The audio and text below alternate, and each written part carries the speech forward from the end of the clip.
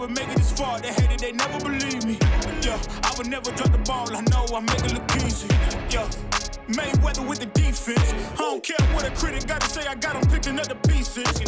That mean you really playing with your life. I'm about to come and run it all back. I'm the new era, about to snap back. You ain't fitting for it, cause you all cap like.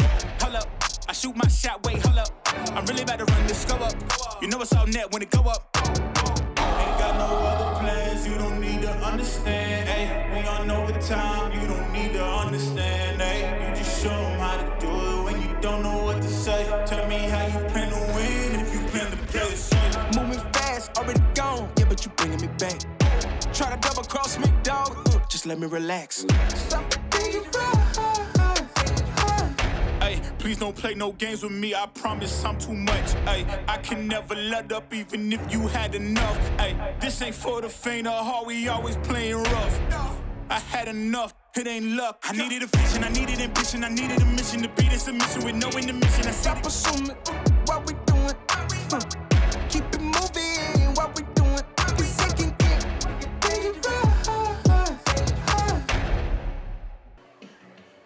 Welcome to RBTV's Game of the Week, where the Red Hot Dogs will try to extinguish the Bloom Blazing Trojans. I'm Liam Hickey, and beside me is Nick Gilberto doing the play-by-play. RB will look to start off conference play with a win against a team they should be able to relatively handle with ease. And it should be, but you never know, under the Friday Night Lights. With the game starting soon, let's take a look at some of our lineups. For the Riverside Brookfield Bulldogs, QB looks to be Diego Gutierrez, number 5. Number 5, yeah, Diego Gutierrez. Running back, running behind him, Mohamed Salem. With your wide receiver core, Anthony Pertucci, James Espino, Toma Tucker. And wait, can we please talk about Toma Tucker's catch last game? First play of the game for offense for them. Possibly the most electric student section I've ever been a part of. It was just the conditions under how that happened. It was the first play of the drive. The defense had just stopped the Bloom offense, and they'd gone 4 and out, and it was just amazing. I mean, it was a dime. It was super electrifying, beating the crowd during that. That was probably the loudest things I ever heard. Could not be placed into his hands any better than that, and Toma was just off to the races, and he got there. And starting the game 7-0, first play of the game, you can't ask for anything better than that. No. You cannot, no. And there's baby powder being thrown into the student section. Things were getting messy, and it was glorious. What a moment for Toma Tucker. Keep going with that line card. Another player to look out for that's having an amazing season is Manuel Garcia. That kid is playing offense and defense. He is showing being a senior, being a leader on and off the field. That kid is playing such an amazing year so far. For sure, showing his senior experience. A lot of great X factors, a lot of names on the defense. I would also like to add David Valencia, number 8, Garrett Angshed, also number 10, who's just, these guys have been, Garrett Angshed especially, lighting up the secondary. Luke Kumskis, number 85, the tight end. This guy's also a very huge guy, very lean too for his size. You wouldn't want to be going against him. Mr. Incredible Light, just been running through everyone like a brick wall almost, and just in person too, he's just massive. I mean, what an impression of Luke Kumskis. So those are some of the names headlining the Bulldogs tonight, but looking on to the warm-ups, we can see Bloom and RB took different approaches completely. A few minutes ago, Bloom were just beginning to stretch while RB was already running routes and way more ahead in preparations. Yeah, you can see the Bulldogs are kind of the Bulldogs are usually, I don't know, it's like more like player ran type than the Trojans over there. It's kind of like the coaches are telling them what to do. It's like the Bulldogs are having a little bit more fun being loose when it's kind of more strictness going on in the Trojans lineup over there. Definitely more organization, and that's because you have those leaders on the offense and defense. Diego Gutierrez for 1, number 5. The captains as well.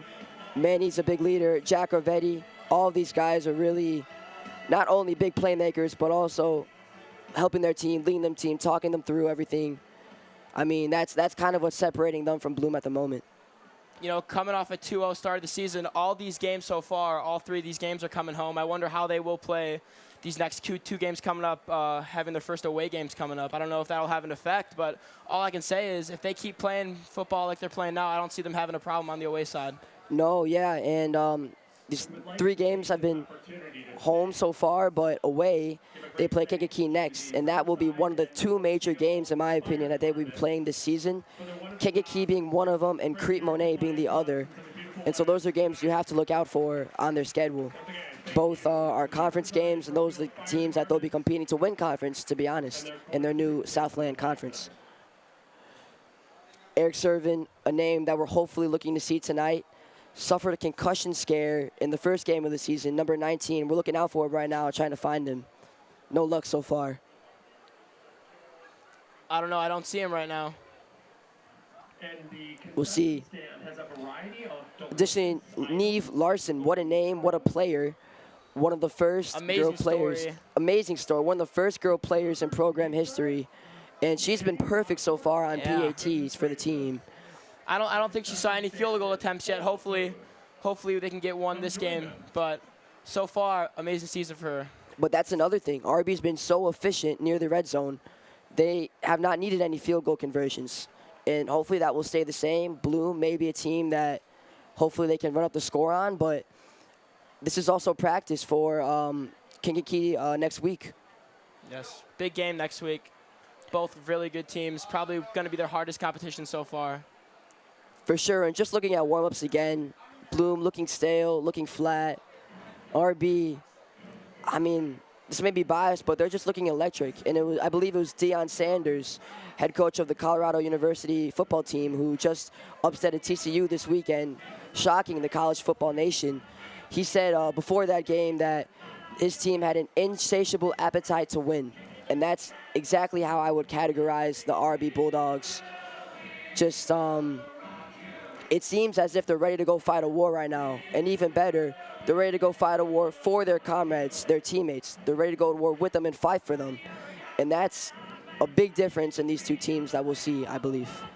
Especially this game, a veterans game today. So veterans coming out, supporting Riverside Brookfield, supporting them. Hopefully pull out a win for those guys. Hopefully they can give them a good showing, for sure. And the mission, I believe, for today for RB is, can they stay disciplined? Can they stay focused as to not repeat what happened against Hinsdale South last week? Last week, of course, they were up 35-10 before 17 unanswered points coming to them in the second half. And at the end of the second quarter for Hinsdale South, game ending 35-27. So they still won. However, it was a lot more closer than we would have liked at the end of the game. I really do think this football game is going to come down. Whoever gets the most penalties is going to lose this game.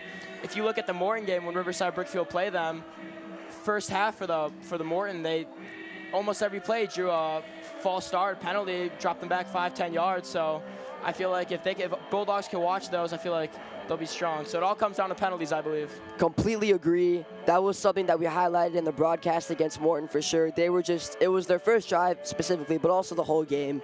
So undisciplined. And that falls on the coaches, as well as the teammate, as well as the players, but mainly the coaches. And RB did not have as big of a problem in that as did Morton. So credit to Coach Styler there. Especially in the beginning of the games, if your team keeps drawing those penalties, that kind of sets the tone for your team. Yeah, for sure. Momentum definitely swung, and RB were able to score right away. Very efficient in those opening drives against Morton and Hinsdale with a Toma Tucker Hail Mary. And, yeah, just great start against Morton as well. Beating Morton 42-13, just obliterated them. What a game to open the season. And then 35-27 against Hinsdale South. I believe this game against Bloom will be of a similar nature. Yeah. We got to pause. We're doing a veterans video, they said. Okay. Yeah, we're going to take our break here soon as we go into a video.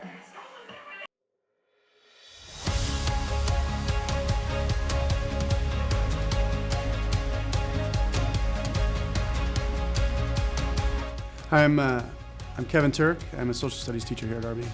So as I was finishing up here at RB, I needed a way to finance my college education, and the military was a way to do that. Most male members of my family have been in the service at some point or another, so there was some family tradition there as well. I started off I joined the Navy. I spent a whole year and a half or so doing all my training in the Navy to be an anti-submarine warfare operator.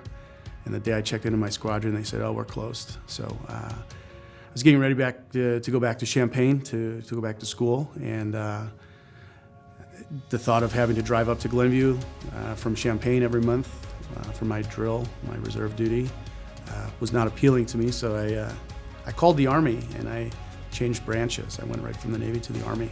So I went from being an anti-submarine warfare operator to a scout. I don't think I was ready to go to school when I was 18. I wasn't ready for college. So it helped me, having to take some time to go and, see how the world worked a bit. Helped when I came back, a bit more focused for school.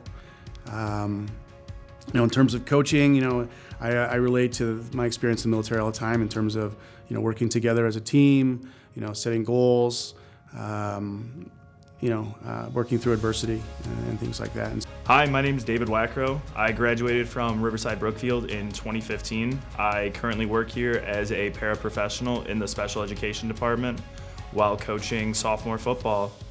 I joined the Army in February of 2019 and worked at Fort Leavenworth, Kansas at the United States Disciplinary Barracks. I was a prison guard, worked there for about 4 years, and got out as a sergeant. And, honestly, I loved the Army. I loved everything it offered me. I loved the discipline, the rigorousness of my daily job, and just the camaraderie that you meet. But it's good to be back, and it's good to be a Bulldog. Working as a prison guard, it requires a certain level of patience. So coaching kids, especially the sophomores, that level of patience definitely carries over. And just the discipline, where I was in a field where you have to be disciplined, and just bringing some of that discipline and accountability over to my players, just so they can be accountable for themselves and for their teammates. For me, joining the Army was probably the best decision that I've ever made. I was one of those kids that got okay grades, but just needed that sort of direction, that push in the right direction, and that's what the Army gave me. So if you're... Hi, I'm Sandy Chaika, and I teach math and computer science here, and I'm the fall and spring assistant athletic director.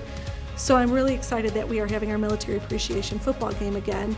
And I would like to give a special shout out to my nephew-in-law. I get this correct title, Senior Master Sergeant Christopher Dennis.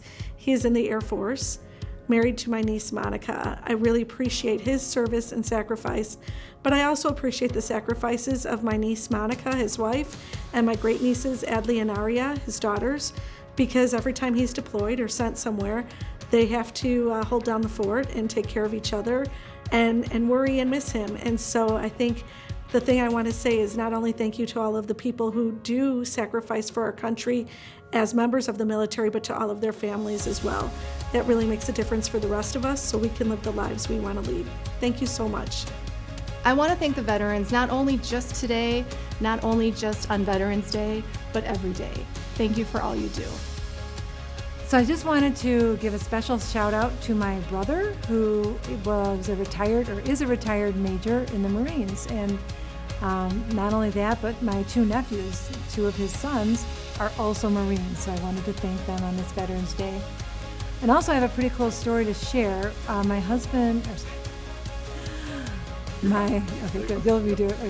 My brother, when he was stationed in Saudi Arabia during Desert Storm, just happened to grab a letter that was just randomly written to any soldier, and he started a correspondence with this person and ended up marrying her. So that was a pretty awesome result of him being there. Hi, I'm Miss Kaler, and I teach in the science department. Hi, I'm Mrs. Cantwell, and I teach Apex Credit Recovery. Mrs. Cantwell and I would like to give a special shout out to our brother, Lieutenant Colonel Michael Bustos, retired. Our brother graduated from West Point Military Academy in May of 1999 and then went on to flight school where he learned to fly Apache helicopters. He was stationed in multiple places around the world and flew the Apache Longbow in both Iraq and Afghanistan. He followed in the footsteps of 4 generations of a military family, including our father, uncle, grandfather, and great-grandfather. Now that he is retired, he is currently teaching junior ROTC at a Florida high school. Thank you so much for your service and for the impact you've had on all you've encountered. Hey, I just want to say thank you to all your veterans out there for your time served. Thank you for all that you've done and all the freedoms and allowing us to just live the life we live today. So God bless you and go Bulldogs.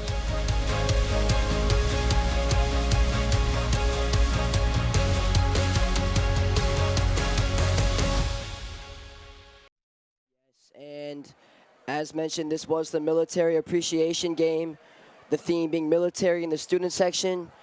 We were talking about this earlier during the break, but the student section, we haven't gotten a chance to see it yet, but we're sure that they followed through with the theme to a perfect extent. The student section, of course, it was beach theme the other week, and then before that it was all black, and it was just completely executed perfectly, and I'm sure this week is nothing different. Captains walking out right now. 4 captains versus 4 captains.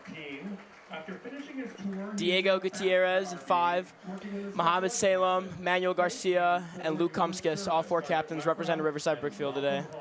I believe that's James Espino, number 3. James Espino.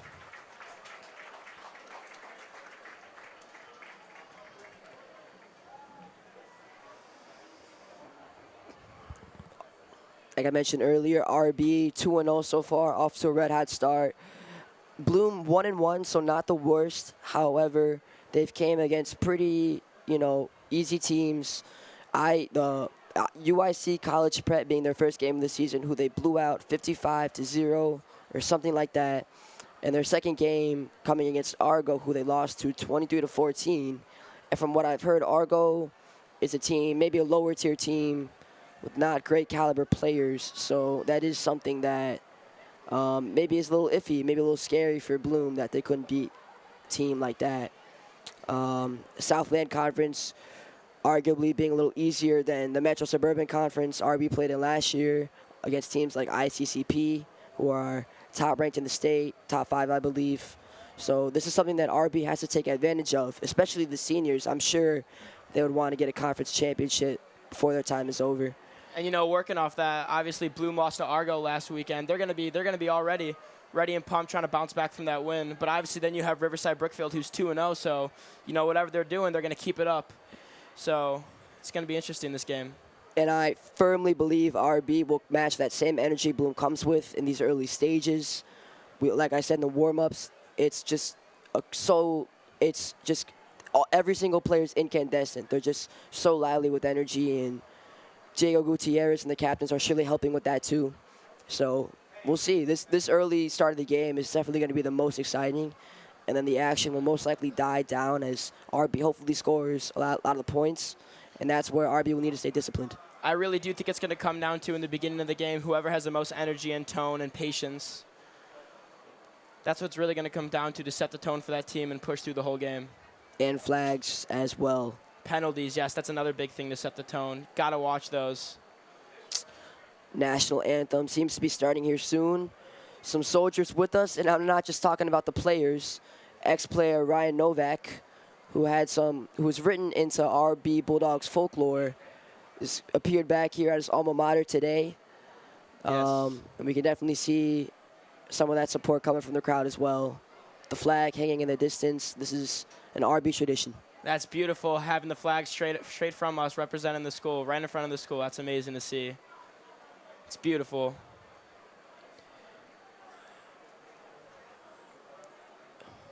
Referees, I'd like to point out that as I'm looking at them now, never really been too bad of a referee calls last couple games. Hopefully that stays a familiar pattern. They've been solid, and hopefully this is that same crew. I cannot remember the crews from the last games, but I'm hoping that it's the same. Let's look at their kicker now, Bloom. See how he shooting from 30, over the 30. Wow, he does have a leg. That is something we saw with the Morton kicker. However, they did not really use him all that much because of how little they were able to score and drive down the field. But this Bloom kicker could be a problem, shooting from well over the 30, and now it looks like he's past the 35, about the 37-yard line, about to kick from here. And I feel like that last kick at about the 32 could have been good from at least 40. It's awesome looking at both these teams' their pregame. You have RB who's running up and down, hyping each other up, and then you have Bloom looking like, just kicking field goals like it's nothing. It's all different, having one team so hyped and the other team just mentally preparing for the game. We will see if that shows in a few moments. RB getting ready to run out of the Bulldog. The notorious inflatable Bulldog. Cheerleaders ready to surround them with some cheers.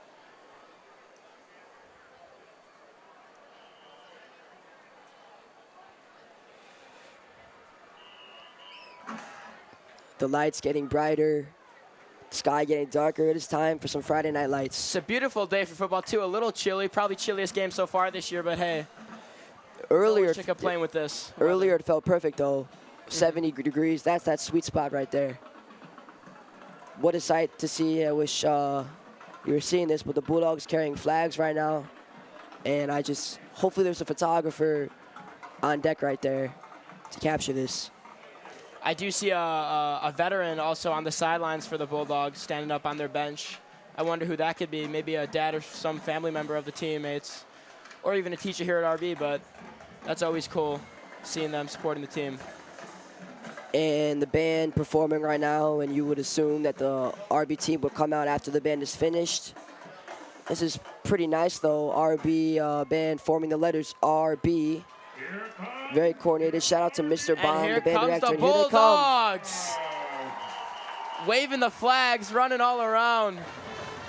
Palms team doing backflips. This is amazing. What a scene to see. Sheer Bulldog delirium. Getting the student crowd ready and pumped up. Their helmets glimmering, just being shined. That reflecting off of just the lights and the black uniforms under it. Some of the cleanest uniforms in Illinois, in my opinion. These new uniforms are so super nice, so amazing. I dare you to show me a uniform as aesthetically pleasing as these right here. Too drippy. And here we go as we recognize military members. We owe a huge debt to the untold numbers of American veterans and their families who chose to set aside their personal ambitions and dreams to assure the well-being of our great nation. Toma Tucker, David Valencia, Luke Kumskis carrying the flags. Some notable names, Jack Ravetti as well. Tremendous sacrifices for the advancement and security of our freedom. To all our veterans, we have a simple yet heartfelt message. Thank you. Thank you for your unwavering service in peacetime. In peacetime and war, here in this nation and throughout the world.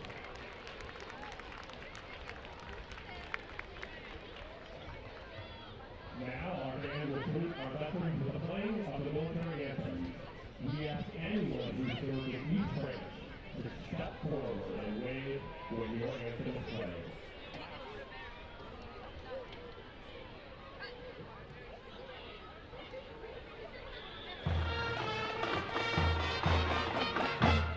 United States Army.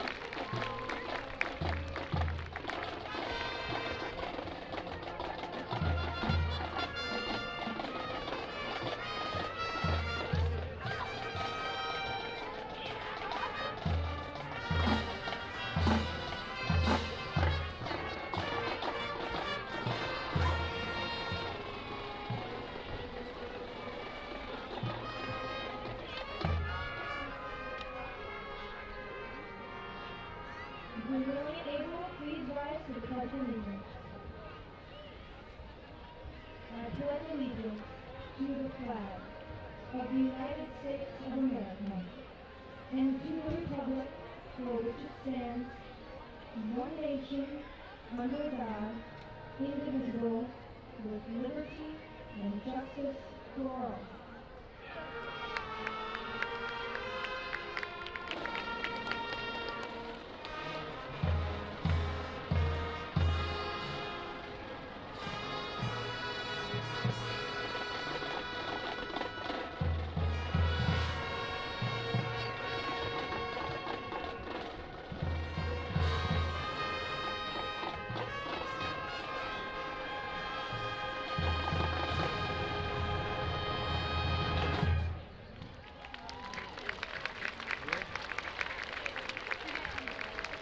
Thank you, RB Band. That was wonderful. We now ask everyone to stand and observe a moment of silence to those members of the military and the police and the fire department who gave the ultimate sacrifice of their lives on 9/11 this Monday, 22 years ago. We could all have one moment.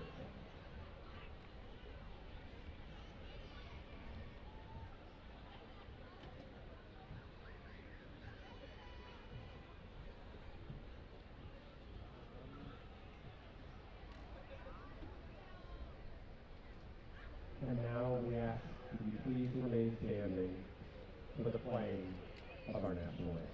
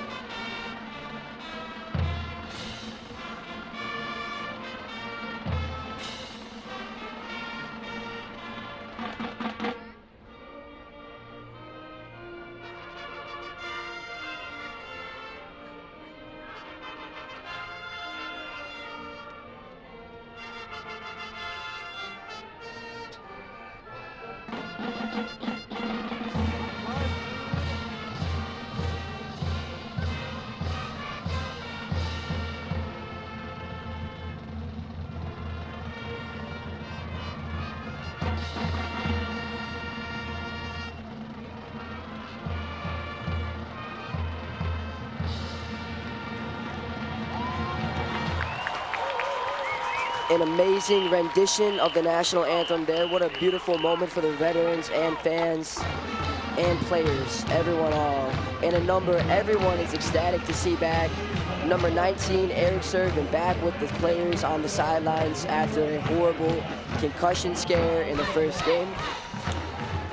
That's also a big player that it contributed a lot, so that's great to see that he's back and performing with the team. Hopefully he will get some valuable minutes there. And the word dogfight are used often when teams are battling back and forth in a close game. A word that coaches hopefully do not want to use tonight, but hopefully the fans would like to see, as the last two games for the fans have been fun, but somewhat boring towards the end because the Bulldogs have just been killing their opponents.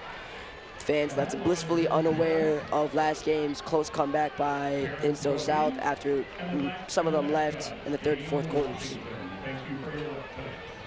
Yeah, it's amazing having Eric Servin back. That's going to be a huge key role to have back to your team. Some names getting ready. Styler prepping them all. I'm sure these are names that are both on offense and defense, just getting them mentally prepared now. Tactical preparations have already been made. Film sessions, practices. They've been working so hard this week. And now it's just all about getting in the right mindset. You know, hopefully that memorial too, even just the national anthem itself, but having that memorial for the troops just gave me goosebumps. You know, even for these football players being on the field right next to that, hopefully something sparked them to get that energy to take on the field. And completely, I hope that revved them up. And here RB takes the field. Looks like we are returning. Bloom in the whites, Their uniforms and helmets are also, especially their helmets, are also pretty shiny. Rocking the blue undershirts. You know, old-fashioned football players like to say they did not need the undershirts, but I guess not Bloom. They are, I guess, pretty cold. The two people returning it back for Riverside Brookfield, number 1, Anthony Petrucci, and Mohamed Salem to the right.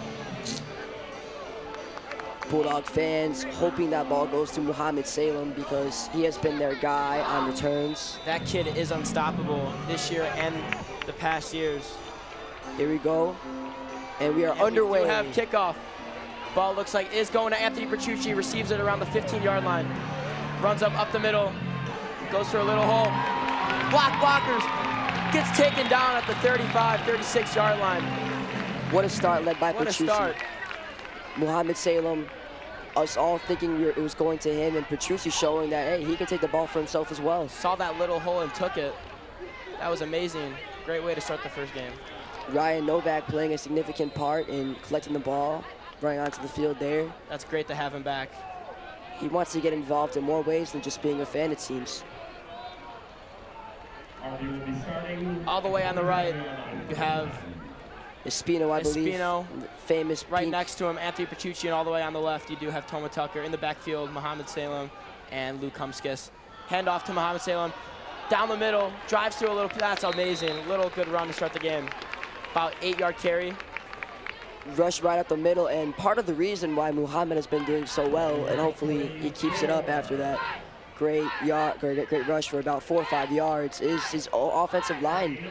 Some big players there, very senior heavy, and that's really helping the Bulldogs out here, especially against his lower level teams.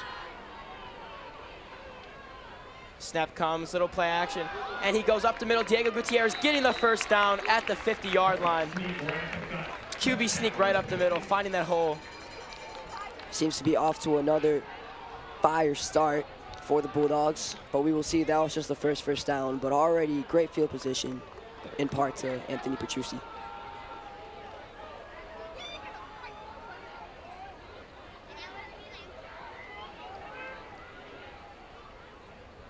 Falls, looks like that is a jump. Number 95 on the line for Bloom. Great way to start.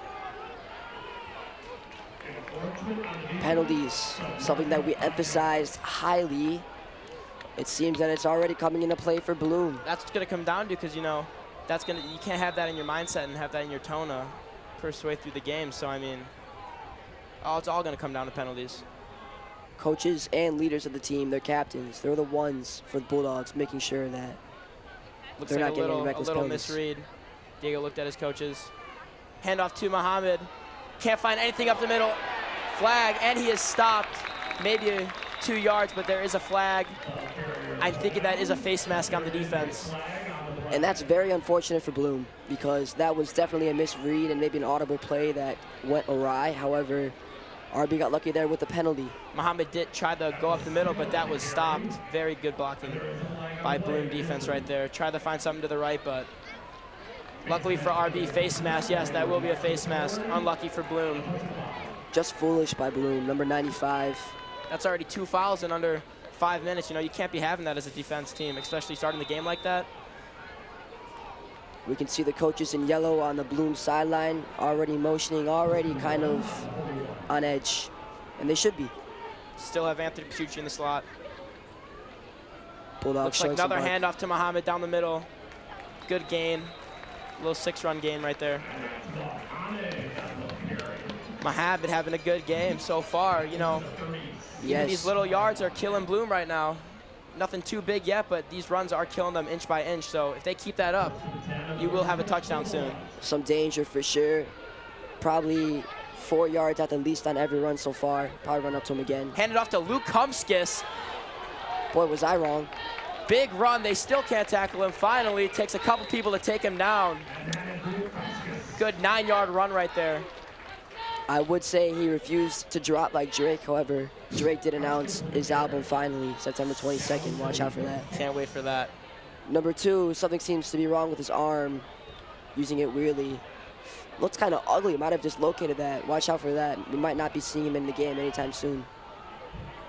hopefully number 2 recovers from that on Bloom. You know, having Luke Kumskus coming at you, I don't even know what you would do. This kid is probably 6'4", very lean for his size. Yeah, 200 lean easily. Maybe it's closer to Fake 250. handoff. Diego up the middle, fakes the handoff to Muhammad. You do have a touchdown up the middle. What a hole by the O-line. Have a bow, Diego Gutierrez. Have a day for Riverside Brookfield with this run game today. I see fans taking pictures, taking videos. What a happy time. Just Diego Gutierrez exploiting that gap left offensive line, just parting that middle gap like Moses right there. And now here comes Neve Larson, who's been perfect on PATs. She's been flawless so far all year. Let's see if she can keep this up. Number 66, Max Montalvo, hustling on in the field, getting into position on special teams. Diego holding the ball from Neve. The Neve kick is up, and it is good. She is still flawless in the season. What a story for her. And that's saying something because all of these games for RB have been high scoring, 42-35. So that's, what is that? That's 6 touchdowns in the first game. That's 5 touchdowns in the second game. 1 touchdown here, so that's 12 PATs total she's good for. 12 out of 12. You know, Riverside Brookfield never even passed the ball once that whole drive. It was all run game, and that's been working for them. So I don't know what Bloom defense has to do. Hopefully their coaches are telling them something because they obviously can't stop this run game for Riverside today.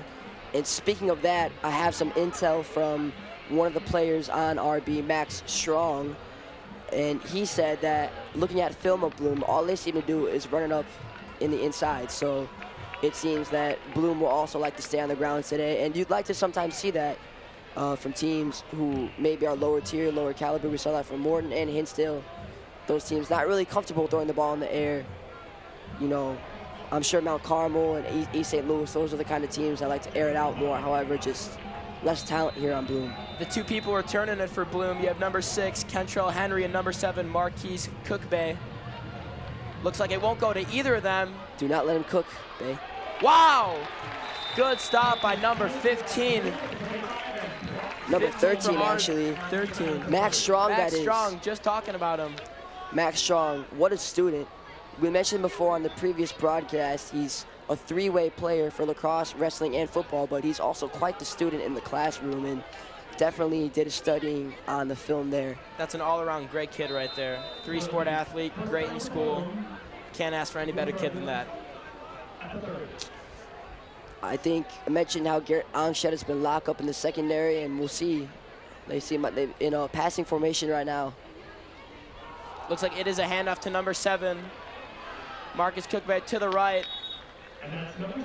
Very good run by him at the little 9-yard run right there. I'm sure he will be very prevalent in the Bloom offense tonight, as long with the other running backs on this roster. Hopefully they have some depth there because I'm sure they will be using them a lot. Number 10, Taryn White, senior. He is the quarterback for Bloom's team today. Number 4, Max Almeida at safety. The spy for the team. He can see everything. Taryn drops back, throws it. Caught by number 7. 9-yard catch right there. First passing play of the game. That was actually, I think that was Darius Edwards, and that was the first time we saw him getting some touches there. So watch out for him. He may be the number 1 guy, especially with a number like that. Could be pretty important. Great tackle by Gary Onshed, though, for make sure you cannot convert that into more positive yards. Oh, and that was a run to the outside. Held. Wow, what a tackle. 13, Max Strong. What a day for him so far. 2 clean tackles. Against Cookbay, who so far hasn't been doing that well. Muhammad Salem looking way more effective. Number 27, though, coming in with the drip, Troy Garner with the blue cleats. Sophomore. That's kind of nice. That is nice. He is very tall, too. Watch out for that matchup. QB drops back, looks to his right, runs to his right, throws it again to number 1. Stop, though. Maybe 4-yard catch right there. I'm sure Darius Edwards versus Garrett Onshed, that will be the premier matchup tonight. It does look like Darius Edwards is their number 1 go-to guy, though, for wide receiver right now. The other matchup on the other side in the slot is Luke Smithing, number 42 cornerback, versus that Troy Garner guy we mentioned.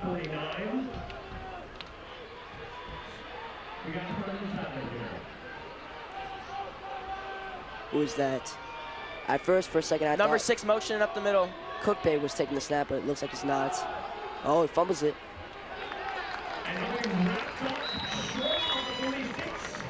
Run up the middle. Looks like he stumbled a little bit there, but caught some of his ground. 4-yard run. It is 3rd down now. RB picking up steam on the defense right here. Coaches pumping their fists. 4th and 5. Let's see what they do. It looks like they are going for it. Big mistake in my opinion. The momentum is totally swinging towards RB. This would be a great field position for RB too. The student section is going to be very loud too, trying to get in their minds right now. This is a very interesting call right now for Bloom. D up, chants can be heard. They go for a run to the right. He does get the first down to the right. But barely. Barely. Number 3, Sean Godwin, Jr. And that's a handoff from Terrion White, the quarterback, number 10. Throwing the ball twice so far. 2 completions, so credit to him. All their runs so far has been up to the right, so hopefully RB does read that and try to get some stoppage from that, because 4th down running it, you can't be doing that. And that seems to be in part to Max Strong, who has been getting these tackles on the other side there, stopping them. Taryn drops back, looks for wide receiver, pump fakes out to his left, scrambles, throws it, out of bounds, out of number 6's reach. Number 6, that is Kentrell Henry. And it looks like Terrion White just kind of hesitated there, unsure of what to do, indecisive. Not a trait you see from Diego Gutierrez. Looks like Terrion White talking with his coach right now. Diego Gutierrez is going to run that ball. He will either run that or he will throw that, but he will not hesitate. It looks like Bulldogs secondary right there was on point, though. Not a lot of open wide receivers. Yeah, credit to them. Terrion White is senior, so you would hope he has more poise, more composure, but we'll see right here. Takes another pass, takes snap, drops back to the 50. Goes up the middle, has so much time. He decides to run it up the middle to his right. And it is finally down by 3 Bulldogs on top of him right now. Made about 2 guys miss, but that looked like that just unraveled in slow motion there. Terrion White kind of not even running, but just drifting, galloping out of the pocket there. Not really much of a rush. You do now see Luke Kumskis, number 85, running onto the field. So now he is on, looks like he is on the line. And that's another thing. So many two-way, versatile players on this team. Luke Kumskis, Garrett Onshed, who also takes snaps at wide receiver. Everyone pitches in on offense and defense, like Travis Hunter on Colorado. We do have a big 3rd down, run up the middle with number 3. Oh, great stop. Great stop. I think he is short by an inch. And that was Luke Kumskis with the tackle. Luke Kumskis. Impact right away. And they are short. This is a big 4th down. Oh, it looks like they did get it, barely inches. Looks like, yeah, they're moving the chains. And this can be possibly kicking range for the kicker, as we saw him warm up, and he did have quite a leg. He did have quite a leg, but that was with no pressure now, though. Now you will have pressure with the student section, so. That's a great point. And that kicker might have been coming from the soccer team. Soccer team from Bloom a lot better than their football team at the moment. Terrence drops back, looks to his right, can't find anything, scrambles out to his left. He is taking that all by himself up to all the way to the 20-yard line, 21-yard line. As we see Terrion White more now, we can see kind of his speed. And it does seem a little lackluster. Looks like, I don't know, the burners just don't seem to be on for him. Looks more like a quick jog, but maybe that's just his full speed there. And these plays aren't intended for him to run, it looks like. He is trying to find these open wide receivers, but looks like RB's secondary is locking up all their wide receivers currently right now, so he has no option. His only option is to scramble outside of the pocket. Secondary doing a great job, but the D-line should be doing better at getting to him. O-line kind of blocking him up and creating a great lane for him to run through. Terrence drops back again, looks out to his left. Oh, here the D-line comes. Luke Kumskis misses the tackle, scrambles out to his right again, up the middle, dodging and weaving, want to run up the middle to the left, then finally falls down. We're learning more about Terrion White for each play. Seems like he's not afraid to run at all. D-line giving some pressure on there, but once again, Terrion White able to get out of there. And that's kind of what you'll see at the higher level. Personally, this doesn't look like a Bloom game. It looks like a Terrence game right now. It does, doesn't it? He's doing it all himself. That's what he's doing. Darius Edwards locked up by Garrett Angshed, and on the other side, it's Troy Garner. They're all on the 10-yard line right now. Handoff to number 3. Stopped. 2-yard gain.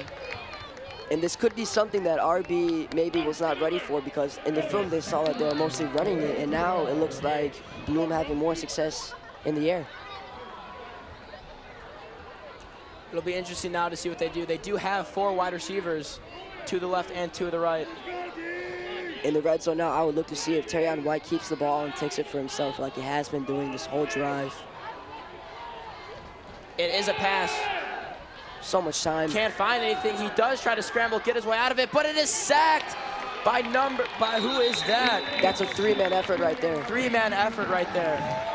Number 59 for the Bulldogs, that is Caleb the junior. One of the only names to get called up to varsity Akachi. last year as a sophomore, along with Max Strong. So great job by him. That was a very big play. 3rd down now. And there is no first down, so they do have to score. They are 3rd and goal right now. I'm sure they will go in the end zone this play. Yep, they drop back. Oh, it's a quick little screen pass. Oh, and it is dropped by number 6. That is a bad throw by Terrence right there. I mean, it looks like it went right through number 6. Number 6 is complaining, though, and now it seems we seem to understand more now why Terrion White often seems to take it for himself. That screenplay was the first time we saw something like that. Did not work. We'll probably be hesitant to use that again. Seeming more of a shotgun team.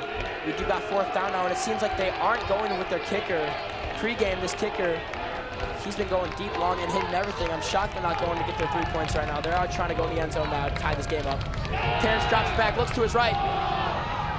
In the end zone, it is. Oh, is it Garrett Angshed? Garrett Angshed? Garrett Angshed locking up number 1. Not today, Garrett Angshed. Not today. Keeping this a 7-0 game, Garrett Angshed. What a play by that kid. And that came manufactured out of the weight room right there. Garrett working on his vertical jump, it seems. Just getting more height on that than Darius Edwards, I believe. And it did look like that play was specifically designed for number 1 because Terrence only looked at him. But now he knows Garrett Angshed is locking Terrence up, the number 1 guy, so that will be a problem for Terrence. Variety of plays coming from the Bloom coaching staff, so we will see more of that when they take the ball again later. But for now, it's the rolling RB offense. Handoff to Muhammad again up the middle. Spin moves around someone. Breaks 3 tackles. That is an amazing run. 7-yard gain right there. RB's offense has been in cruise control last couple of games, and it's just a steam engine right now. Steam engine train just keeps on going and going.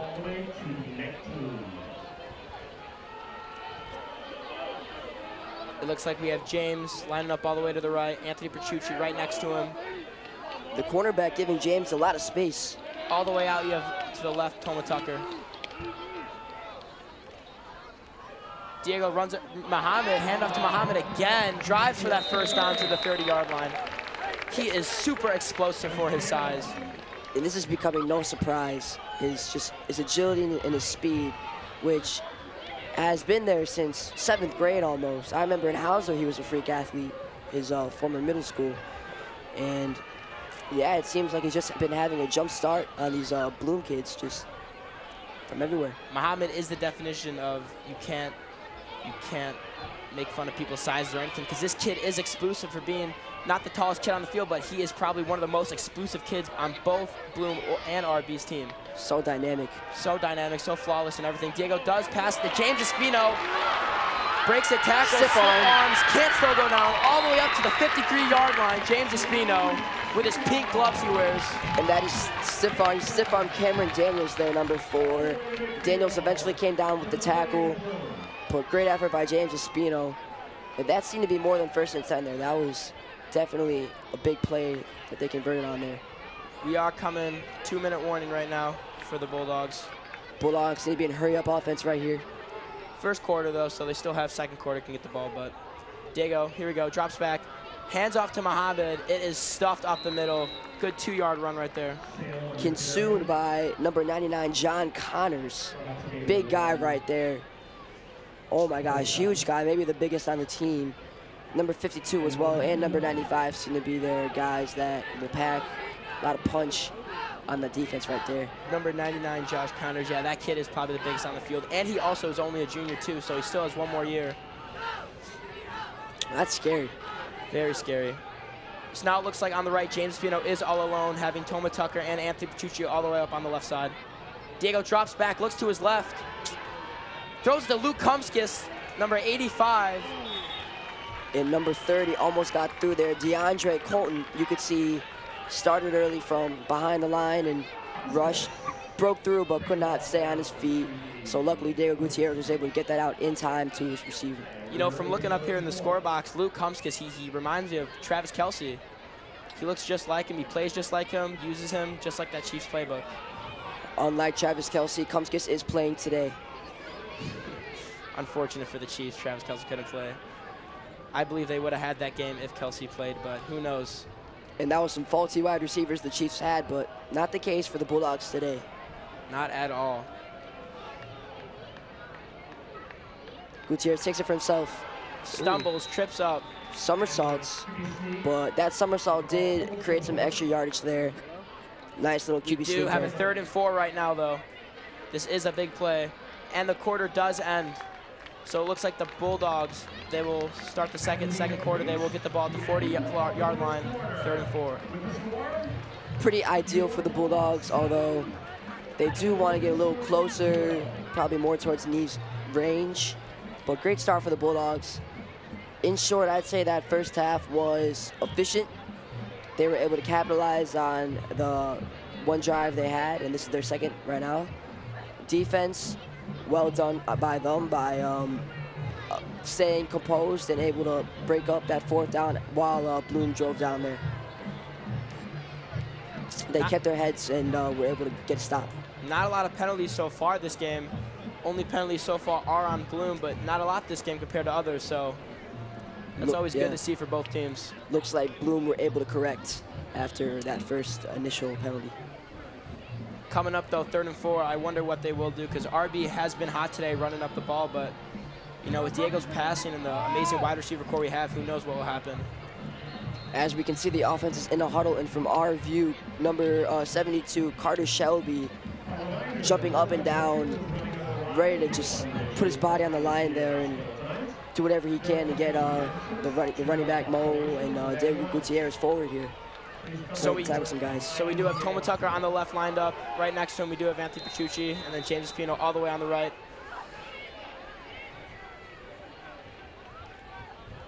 Number 7, Marcus Cookbay on Toma Tucker. He also played offense in the previous drive for Bloom. Looks like Diego is audibling out of this first play. Looks like fake handoff to Muhammad. Diego scrambles all the way out to the right, throws it. Open wide receiver to Toma Tucker. That's going on there. Toma Tucker, I'm sure he is going to celebrate right now for something, because all that kid does is celebrate when he gets a catch, which is amazing to have. If Toma gets 2 touchdowns this game, we can call him Toma 2-time. But back to Diego Gutierrez, that would be great. What a throw, though. Just the composure Diego has there, scrambling out to the right. Yeah, I mean, reminiscent of Patrick Mahomes when we were talking about the Chiefs earlier, to be honest. It all comes down to composure, and Diego Gutierrez is the guy to have that. Looks like it is a handoff to Muhammad up to the left. Thrown by number 4. That is Cameron Daniels, the strong safety junior for Bloom. That's a second tackle. That was just ragdolled Mo there. It does look like Bloom has a lot of juniors on their team compared to RB. RB has a lot of seniors. And hopefully that will work to RB's advantage in this game with some more experience. Mo looking a little shaken up, but he's ready to go again.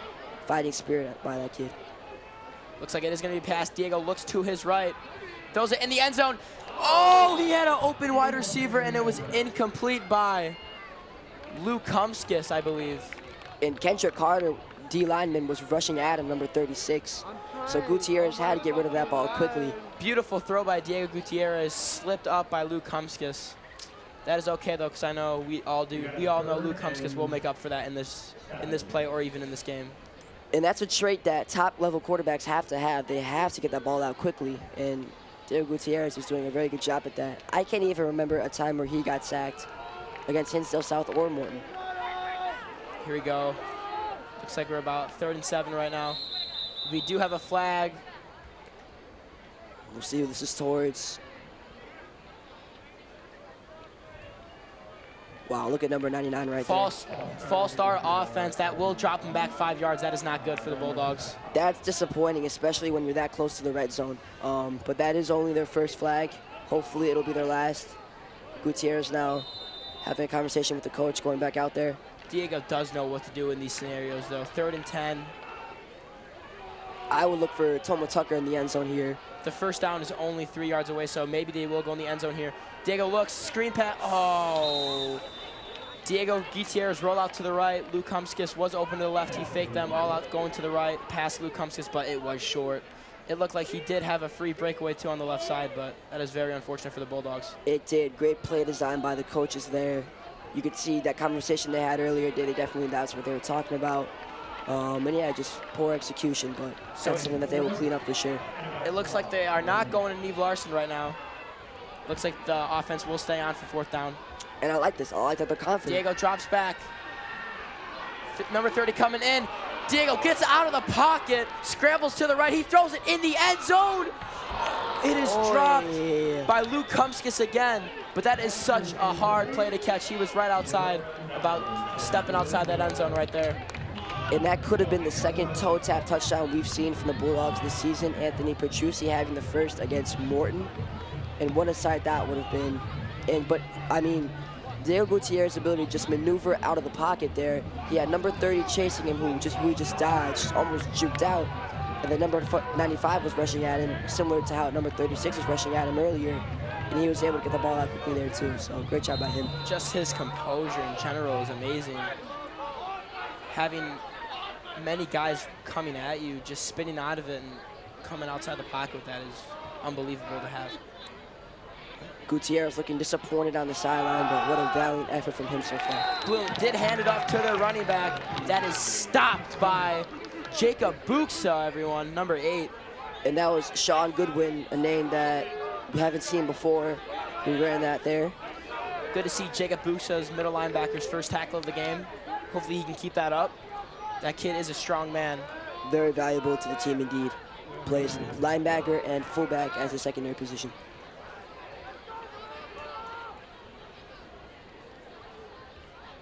Looks like Taryn will hand off again to number 3, Sean Goodwin. That is stopped, looking to run outside of the left side of the field. And that's, I mean, it doesn't look like it, but that is definitely courageous when you see those kind of tackles from the Bulldogs. Because what they're doing is they're putting their whole body weight up in the air, and they know that they're going to come down hard, but they know that the person they're tackling is also going to come down hard, so it's definitely a risk. But so now we do have a 3rd down right here. Looks like about 3rd and 9. This is a big play for the Bulldogs right here. Taryn drops back, looks to his left, and it is sacked. Amazing. Amazing. Wow, that is sacked by 3 people.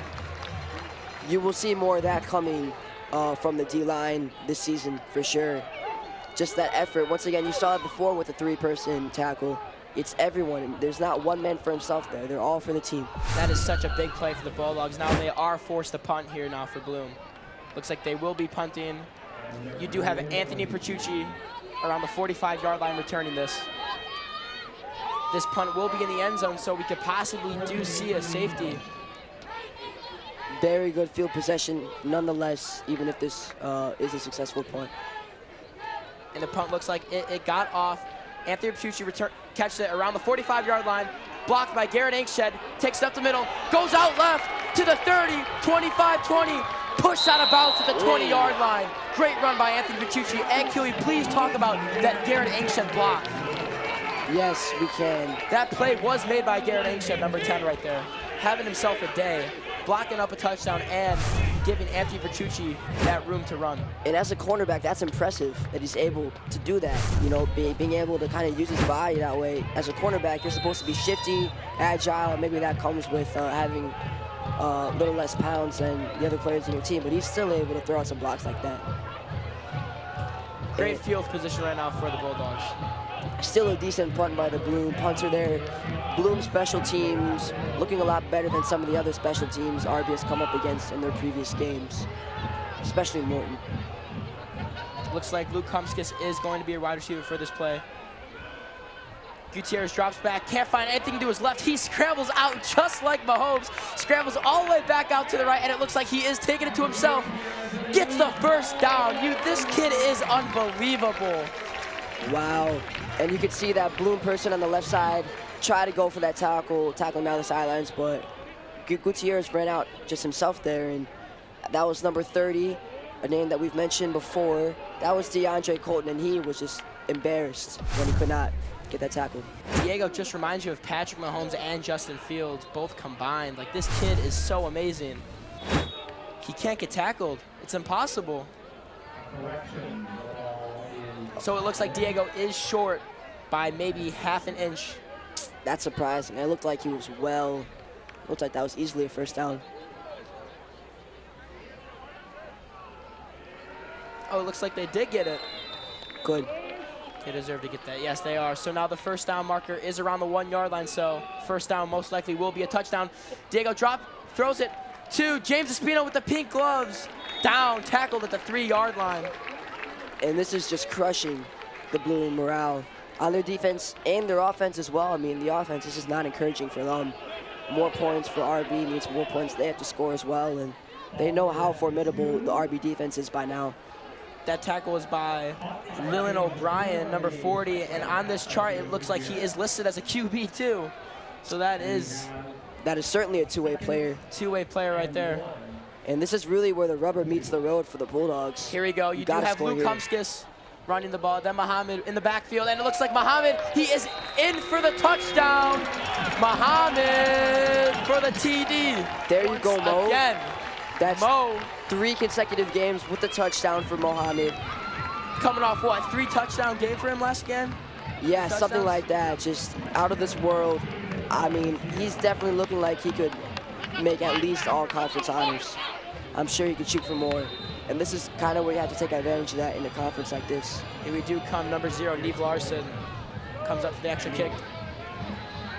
And it is hit, no doubt. She is flawless this season so far. 13 for 13 from the number 0. What a nice number that is.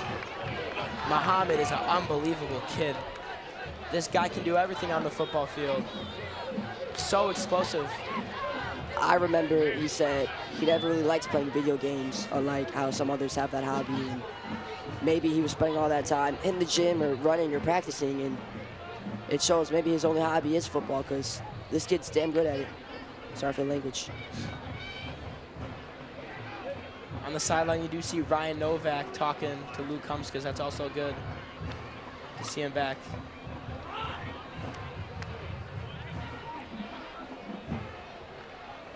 Number 13 in the pink gloves, a copycat look from him. James Espino, really, in my opinion, the only one that can rock that. That is Deontay Randall L. What a name. That's the last name of a famous NFL player. What a name. Maybe some relation there, who knows? What a name for that kid. Might have to do some research there, because that is kind of a peculiar name. And the fact that he has that last name could be, I believe it was Antoine Randall L that made it a pro, so. Looks like you do have number 22, Jacob Ratana, kicking this ball off.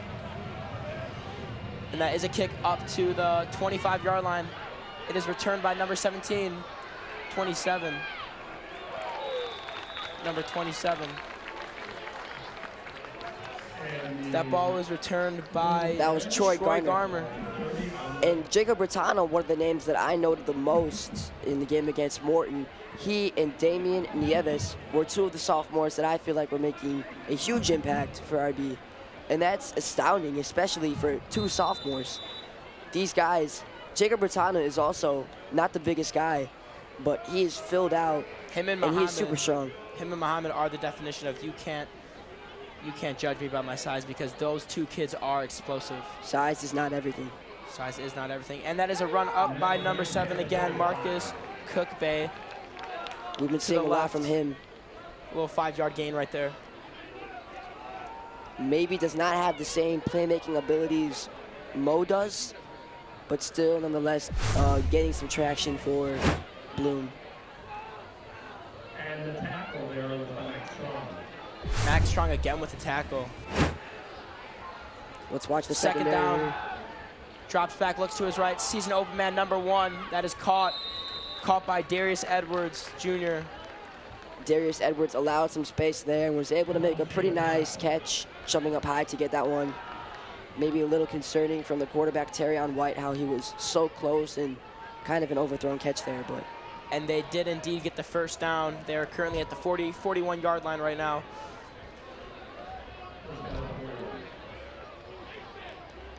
Seven minutes, 34 seconds left in the second quarter. This game definitely flying by quickly. Terrion White looks, drops back, throws it to number 6 to the left side, and that is thrown. Oh. He is thrown by number 28, Jack Ravetti, senior. Also another very good leader. If you go to the RB weight room and you look at the accomplishments and the names, you will see Jack Ravetti plastered everywhere. There's a wall, a flag with the names of the people who have the top lifts or whatever for their weight classes, and Jack Ravetti is prevalent in that list. And that is a QB sneak. Fumbled! The ball is fumbled! Returned by the Bulldogs, got on top of it. Terrence did slip up. He must have tripped on something because that made a forced fumble go down. Recovered by the Bulldogs at the 50-yard line. Pure joy by Bulldogs fans and players celebrating. You can see Max Montalvo, big guy there, number 66, jumping up and down. So happy, running off into the sidelines there, getting some pats in the back from his coach. Number 55, wow, looks like that was him that forced the fumble there. And that's Anthony Grossi, senior. Good for him. That's a big play because he's not as big of a starter as some of these other names, so that's really going to get him noticed by the coaches. Here we go. You do have Toma Tucker all the way on the left side. Right next to him, Luke Kumskis. Then Anthony Bertucci in the slot. James Espino all the way out right. Diego drops back, looks to his left. Throws it, lobs it all the way up to number 18. Oh, that would be Toma Tucker right above number 27's head. Great defense by number 27. That is Troy Garner, the wide receiver too. Possibly a little underthrown there, but Toma Tucker did have him beat there. Would have been a play almost identical to the opening drive touchdown, opening play touchdown last game against Hinsdale South. That game, that touchdown thrown from a way larger distance, but still a similar play, similar draw.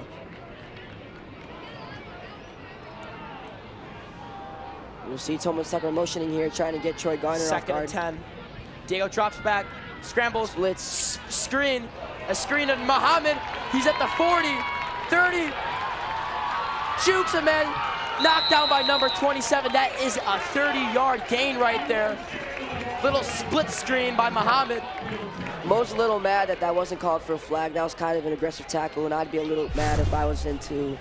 However, great vision by Diego Gutierrez to recognize that blitz happening quickly and just dump it off there. That's exactly what you need to do in that situation, especially in high school football where it's going to leave a lot of vulnerabilities on the defense when you blitz all out like that. So, big yardage right there. You have Luke Kumskis lined up right next to Diego Gutierrez, and then on his left, you do have his main man, Muhammad. And that is golden cleats. Drops to his left. Jukes a man, gets through a hole. You had two people about to tackle Diego, and he runs straight through them, missing both the tackles. Picks up a good 4-yard gain right there instead of a sack. That is amazing. Yeah, that was all him there. No help from the offensive line.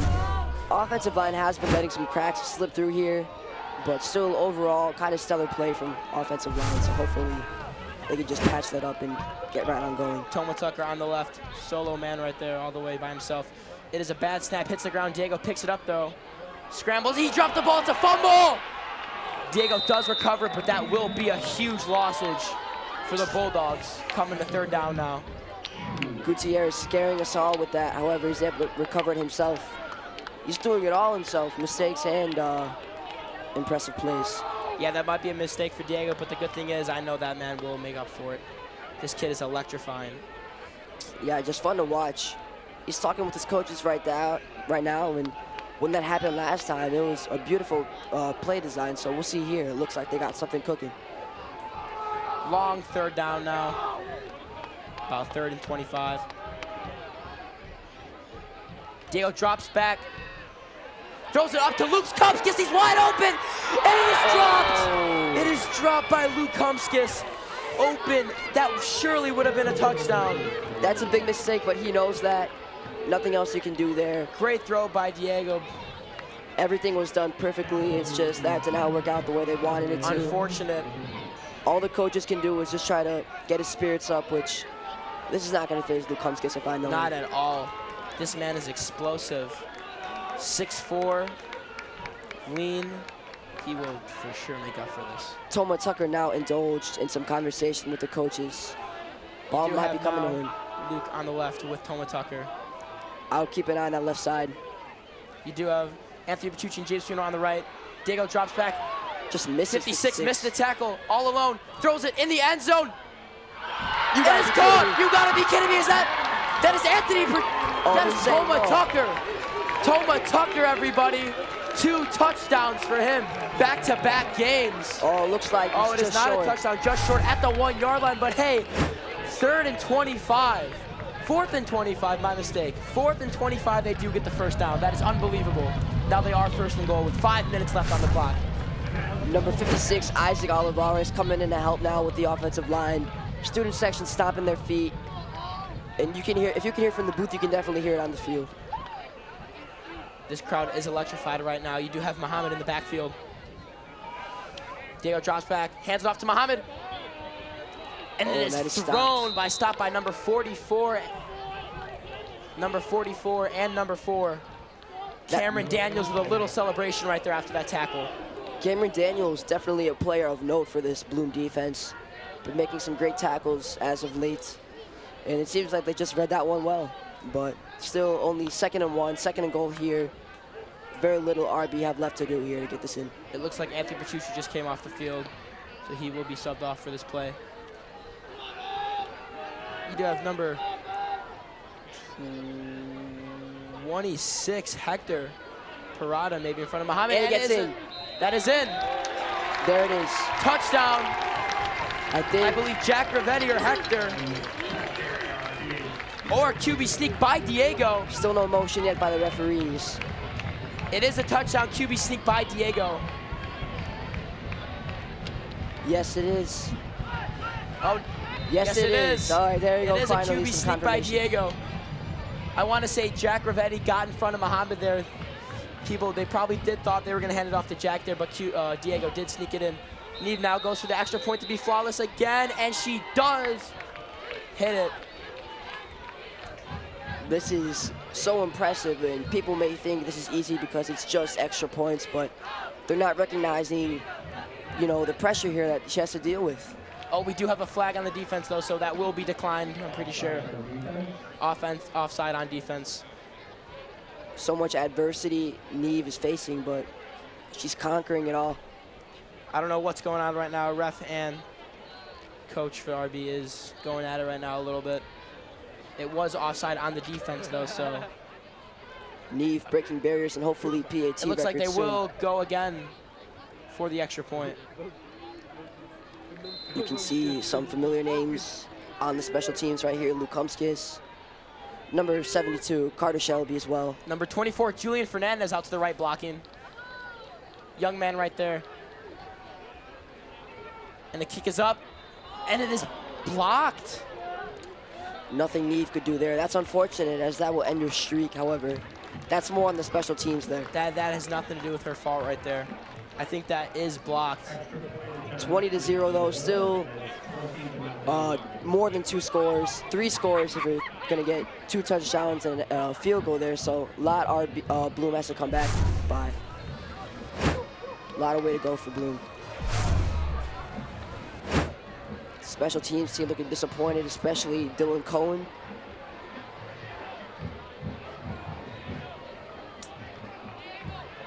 And this is some of the adversity that RB will face, you know, getting down, mistakes, but this is what's going to make them a better team by coming back from this and learning from it. Even though the extra point was missed, it still seems like the student section is cheering. So they are cheering up the team right now. And there's still so much to cheer about when you're up 20-0. So many good things happening at the same time. So many good things happening right now for the Bulldogs. Jacob Ratana again young sophomore coming up for the kick right now. And this is impressive because he did not kick these during the Morton game, and so that was James Espino. Now he's off those duties. It is kicked. That's dropped. It's dropped by number 30, who was held up. He did drop the ball, picked it up, and nowhere to go. Maybe even a lossage from where he touched the ball. A lossage of 2 or 3 yards right there. That was number 15, Sean Rao with the tackle. He's a junior, brought up to varsity. One of the few junior names here. And even fewer are the sophomores, headlined by Jacob Ratan and Damian Nieves. Ryan Novak hustling on and off the field. So right now we do have a 1st and 10 around the 27-yard line. Terrion White seeing more of the ball and more snaps than Devin Hall did for Morton. To number 3. And that is held up. Looked like there was a little bit of fighting there between both teams. A little chippy, and that's what you like to see. That's the energy, that's that tension there.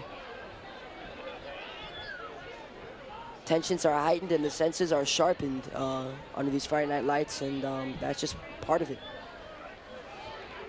You have Marquez out right to his left, of Taryn's left. 3 wide receivers to the right, 1 to the left. Gutierrez refueling in the Gatorade Taryn station. drops back, looks to his left, sees the one-on-one coverage. Oh no, he has that.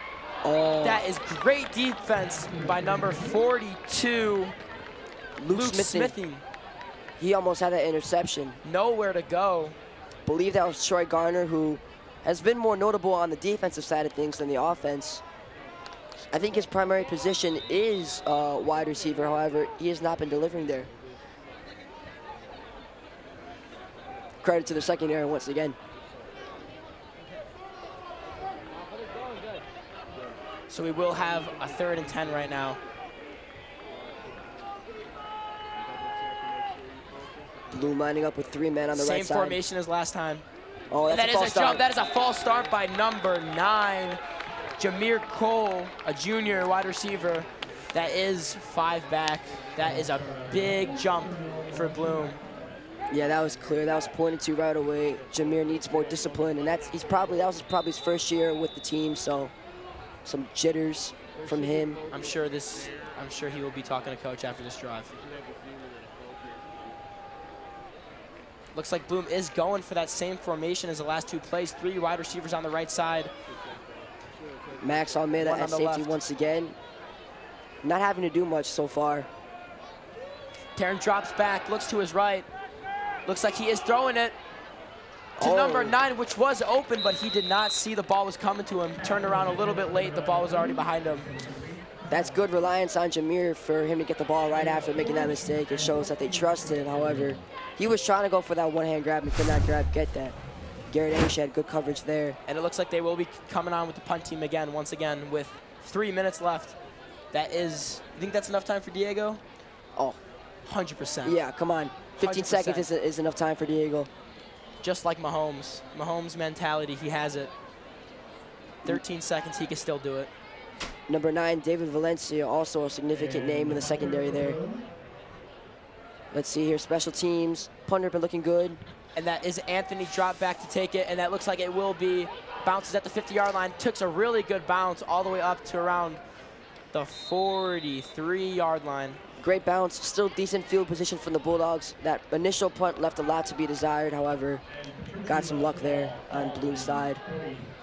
Looking at the wind, there is not much of wind at all.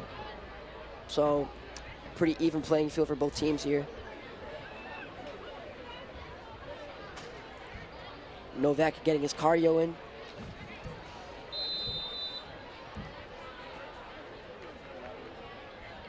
Here you go, Toma Tucker lining up. 3 wide receivers on the left, Toma Tucker, Luke Humskis, and Anthony Petrucci. James Espino is the solo man with the pink gloves all the way out to the right side. Looks like Diego will drop back, look to his left, throw to Luke Humskis, who falls for a 6-yard gain. He could have gotten up, but he had to dive out there, and it looks like he would not have had enough time to get up because the quarterback was on him and was just able to touch him to make sure he was down. Around a 6-yard gain right there, 2nd and 4. Clock is running. This might be the last play until the 2-minute warning. Diego drops back, lets it fly to Anthony Bertucci, who almost, that's a PI. There you go. Clock will stop with 2:16 left. If he would have caught that, I would surely say this kid is the next Randy Moss, because that guy. He would have got mossed for sure. That would have been a clip for colleges for Anthony to see right there. That would have been a clip for him. And Monday Night Football. Oh, yeah. Gutierrez, though, showing off that precision that he lacked in that first play where Kumskis had to dive for it, making up for that right there. Like we said, we knew he would make up for his mistakes, and he does. If he makes a mistake in one play, his next play is 5 times better than that. 1st and 10, ball at the 37-yard line. Some of the band members walking on the track, getting into their positions. Halftime, 2 minutes away. Left side, all alone. Diego scrambles to his right, sees it, looks at Toma. He is wide open in the end zone. It is caught. Toma Tucker. Touchdown, Toma Tucker. This guy can do it all. Flex Him on and him, Toma. Diego. Flex on him, Toma. Oh my gosh. Diego scrambles out to the right. The secondary for Bloom looks like he was probably going to throw to the right, but Toma lined up all the way on the left side all alone, beats his one-on-one coverage and goes into the end zone. What a play by the RB right there. Completely burned number 6, Kentrell Henry. Great play call by the coach. Burned number 6, Henry, and the safety as well. That was a 1v2 play, and he was able to get past them both. Toma's speed really is underrated. That kid is quick. Here comes the extra point for Neve Larson, which she does hit.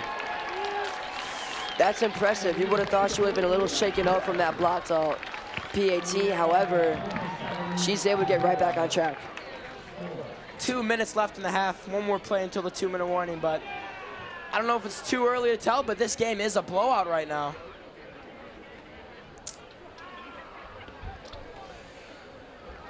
$27-0. You might see some fans go and get some refreshments at halftime. Fans are happy, a lot of action for them in the first half.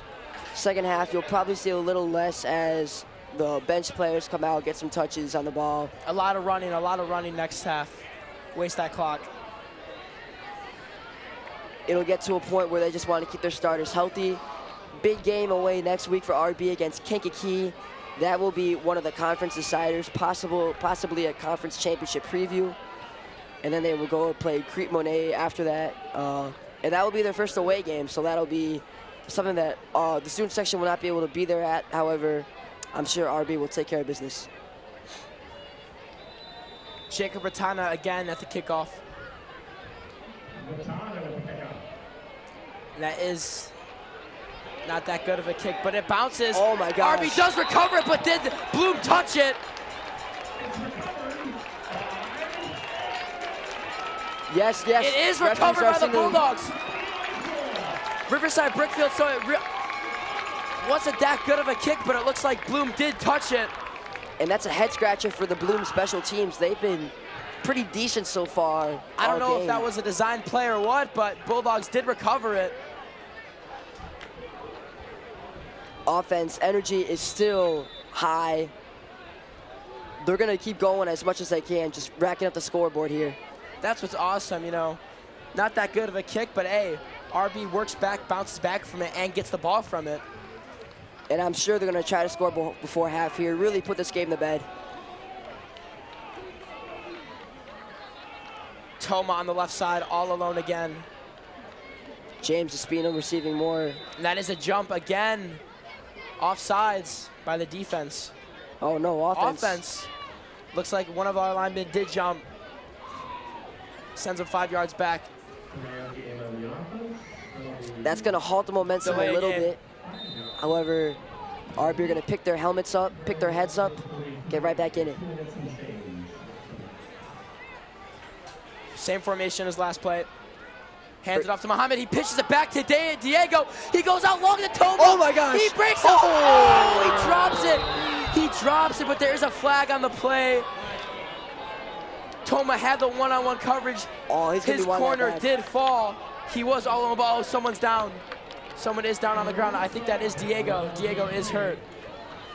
No, it's not. Number 72. Number 72. That's Carter Shelby. Carter Shelby. He is shooken up a little bit after that play, but there is a flag. Let's see what it's on.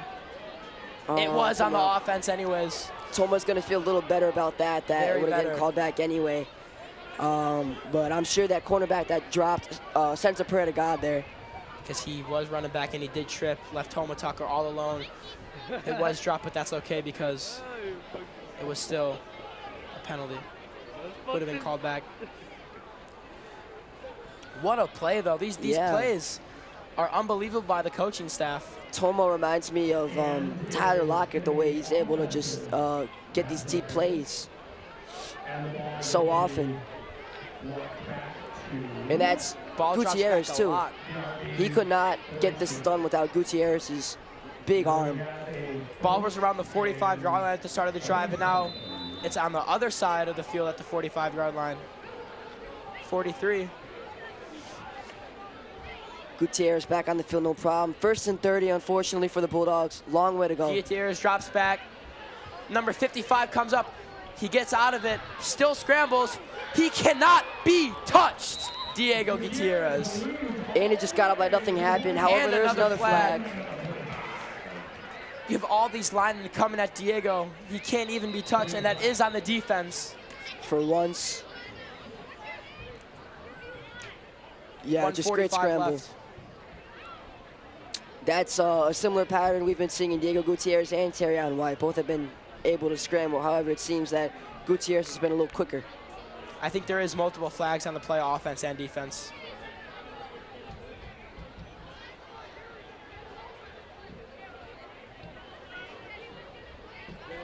It looks like the ball is coming back around 5 yards. Now 10. Oh, all that progress is going to be stopped. 15-yard penalty. While this isn't as significant because it's getting towards the end of the first half and they're already so far ahead, this is something that they need to get better at.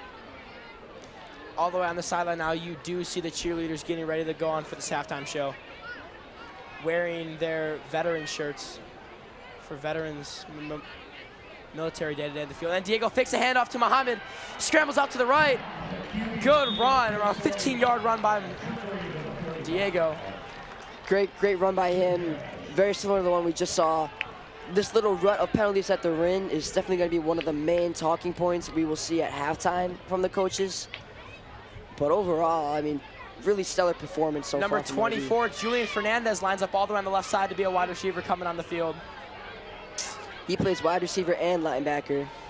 Big guy right there. Hikes it right at the 1 minute mark. Handoff to Muhammad up the middle. Taken down. And that's going to run down some clock. In no particular hurry here.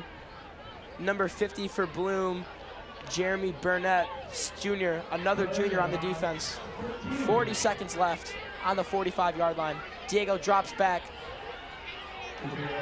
Lots of time, scrambles to the right, sees no one. And it is great defense by number 16 on James Espino, Corey Davis, a freshman.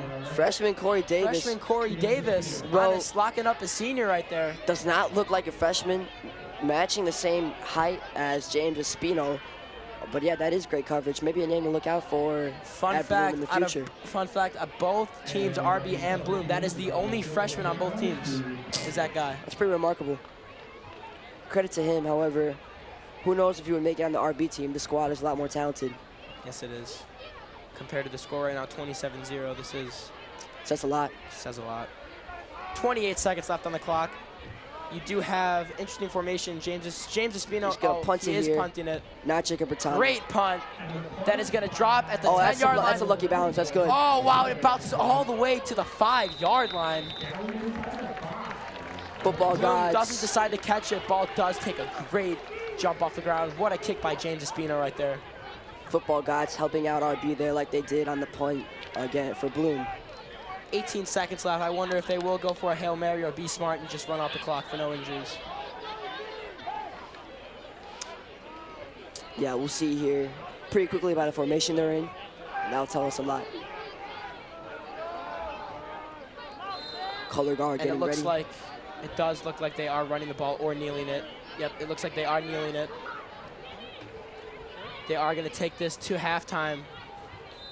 There goes the QB kneel. Not so much of a victory formation, but a kneeling formation.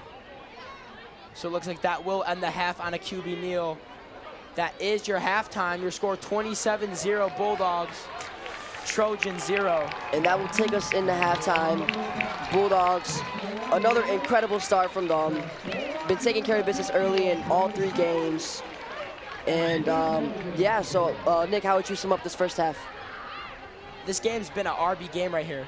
RB game, I mean, Bloom, yeah, they've been putting up plays, but RB's been knocking it down and making up for the mistakes. That's what's amazing about Riverside Brookfield. They make a mistake and their teammates got their back. It's the and leaders. They make up for those mistakes, those leaders, those seniors. The X Factors, Luke Kumskis, Mohamed Salem, Diego Gutierrez, they're all making big plays. And that's really been the difference. One player goes down. And so that will conclude our first half coverage of RBTV's Game of the Week. Join me and Nick in the second half, and we now have Miss Chaika coming up for the halftime show. Thank you very much.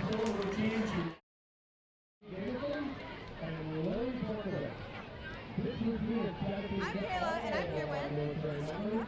So, what does being part of this Veterans Day game mean to you? Well, for me, this is a special thing because my nephew's in the Air Force, but I'm also excited that this gives the entire RB community, both in the school and in our surrounding neighborhoods, a chance to really come together and honor the people who might even live among us who have sacrificed so much. Thank you for your time. Thank you.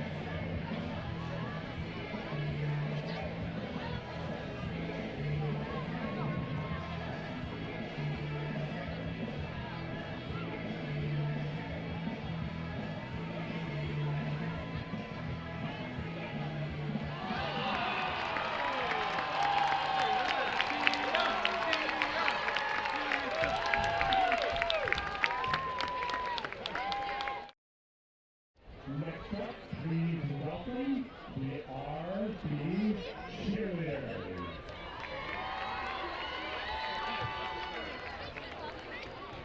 So are you streaming this live? Yeah.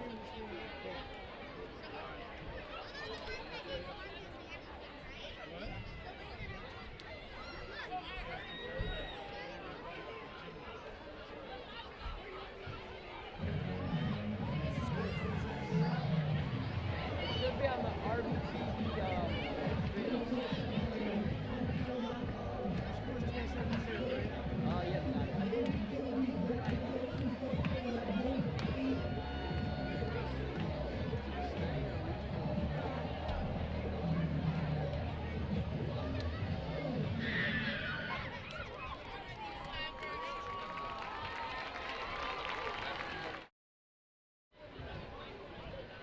Stalwartly backing in the lead.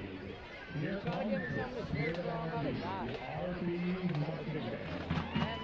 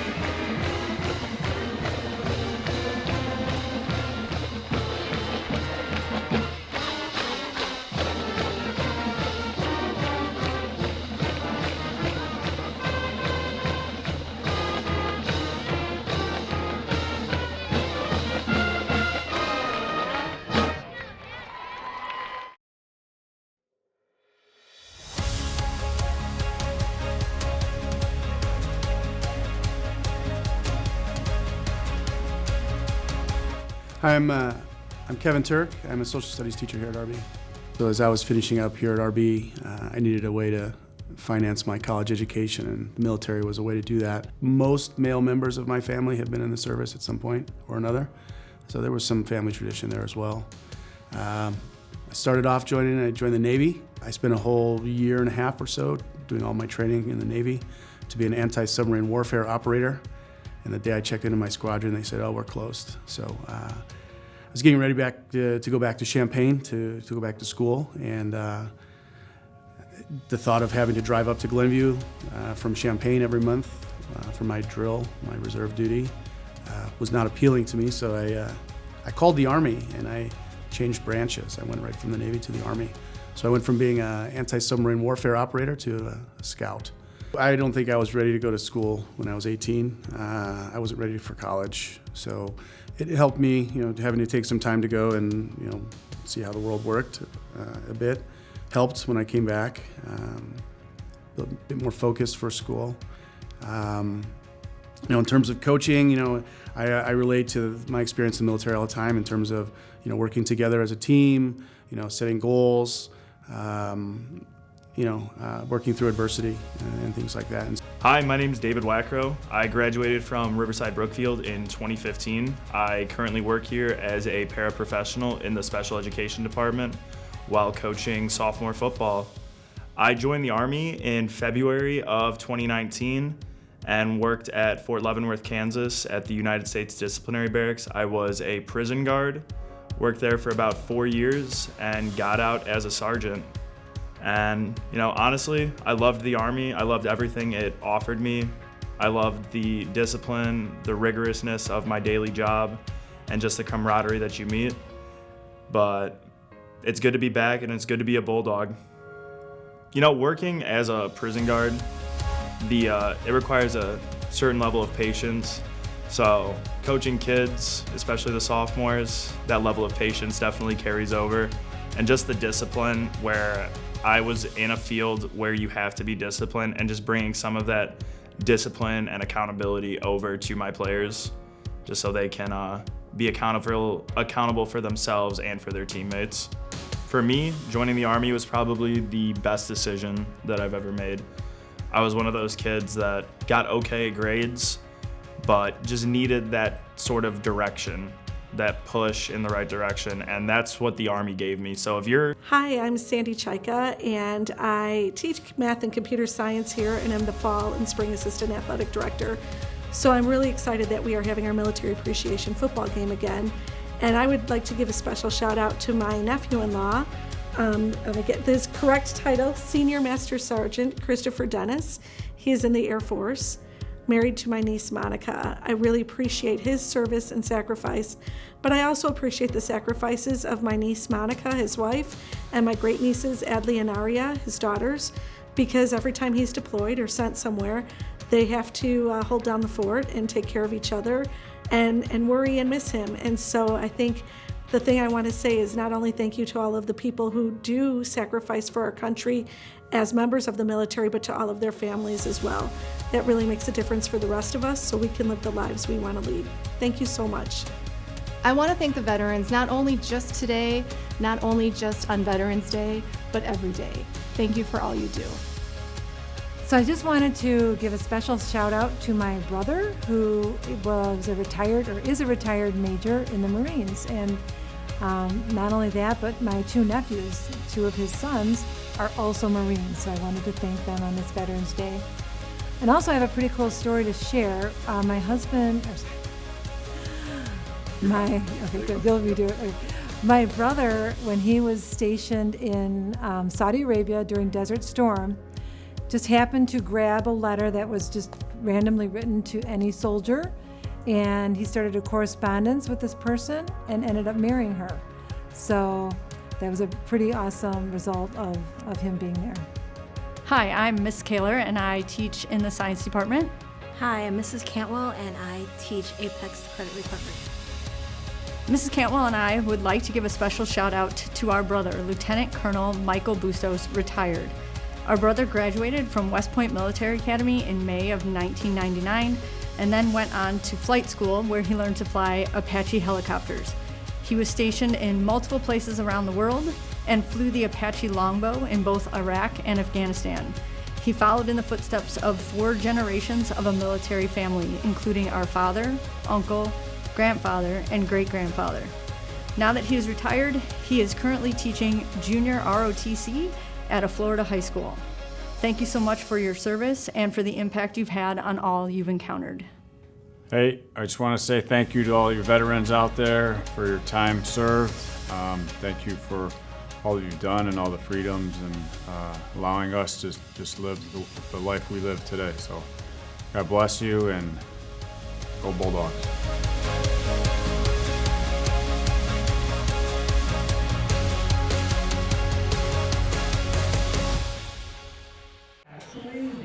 And we are 2 minutes away from the beginning of the second half. Just to recap, Bulldogs are up 27-0 and are looking to add to that in a one-sided game. And it will most likely stay that way. Toma cashing in with an amazing touchdown, probably the best clip of the day so far. I believe it was Diego Gutierrez also with a 1-yard scramble in a QB sneak. And then Mo. And yeah, and it was Mo Salem as well. They are, instead of you see a 28, you see a 27 because one of Neve's extra point attempts was blocked. But for the most part, it's been widely successful for the offense. And the defense, as you can see, 0 points for the Blazing Trojans. So that speaks for itself. Defense has been immense so far. Each team also has a different mindset. Like what you said in the first half before the game started, RB's mentality, hyping each other up, and then you have Bloom just working on drills. And right now, 59 seconds left till the second half starts. Bloom's not even on the field.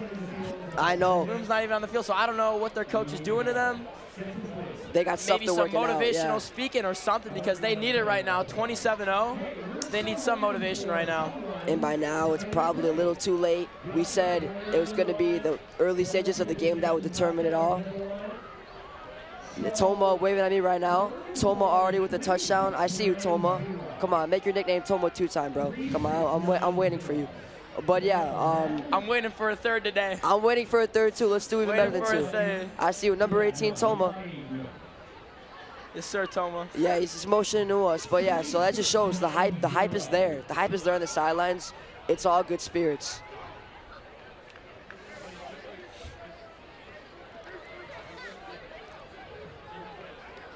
Check out Bulldog Weekly's most recent episode to watch the highlights from last game against Hinsdale South.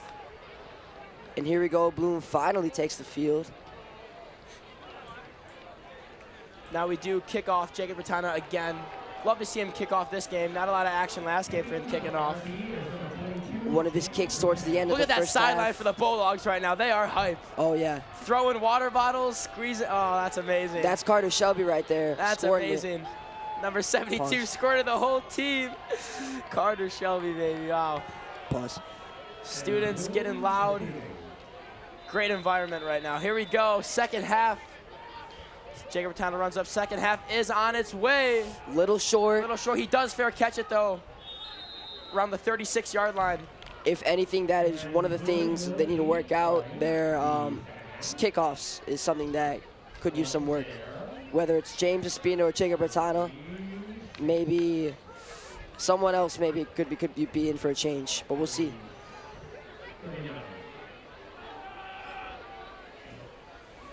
Looks like Garrett is still lining up against Darius Edwards. Darius Edwards with about a couple of receptions this game, 2 or 3. No real big impact, though. Hands it off up the middle with a huge hole. Gets the first down. That is Marcus Cookbay. Way to start the second half for that kid. He's the name that's been mentioned. Tackled by David Valencia. One of those names that was huge against the win in Morton. And so we'll probably see more of him in the second half, or maybe less if we see new players come in here. Another handoff to go in. Goes out to the right. Gets a block. Stopped. That was number 9, Isaac Brown with the block, who eventually fell over. But he did what he had to do, and it led in about a gain of 2 or 3 extra yards. So good on him. I would expect to see this a lot more runs, especially from RB as they just try to get this game over with. This game is already pretty much out of hand, so we might see the pace start to slow down. Yeah, good win right to the left. Good win right to the left of the quarterback. Drops back, looks to his right. He has Darius Edwards, who is tackled by Garrett Ankshed for the first down, though. Yeah, not able to get much extra yards on that. Taryn White, good throw. Whoever Garrett Ankshed has been on, that wide receiver's YAC, yards after carry, has been 0 to none. Just like Kadarius Toney last night. Just like Kadarius Toney. I really hope Bloom has one of those Kadarius Toneys. It would really greatly help out the secondary.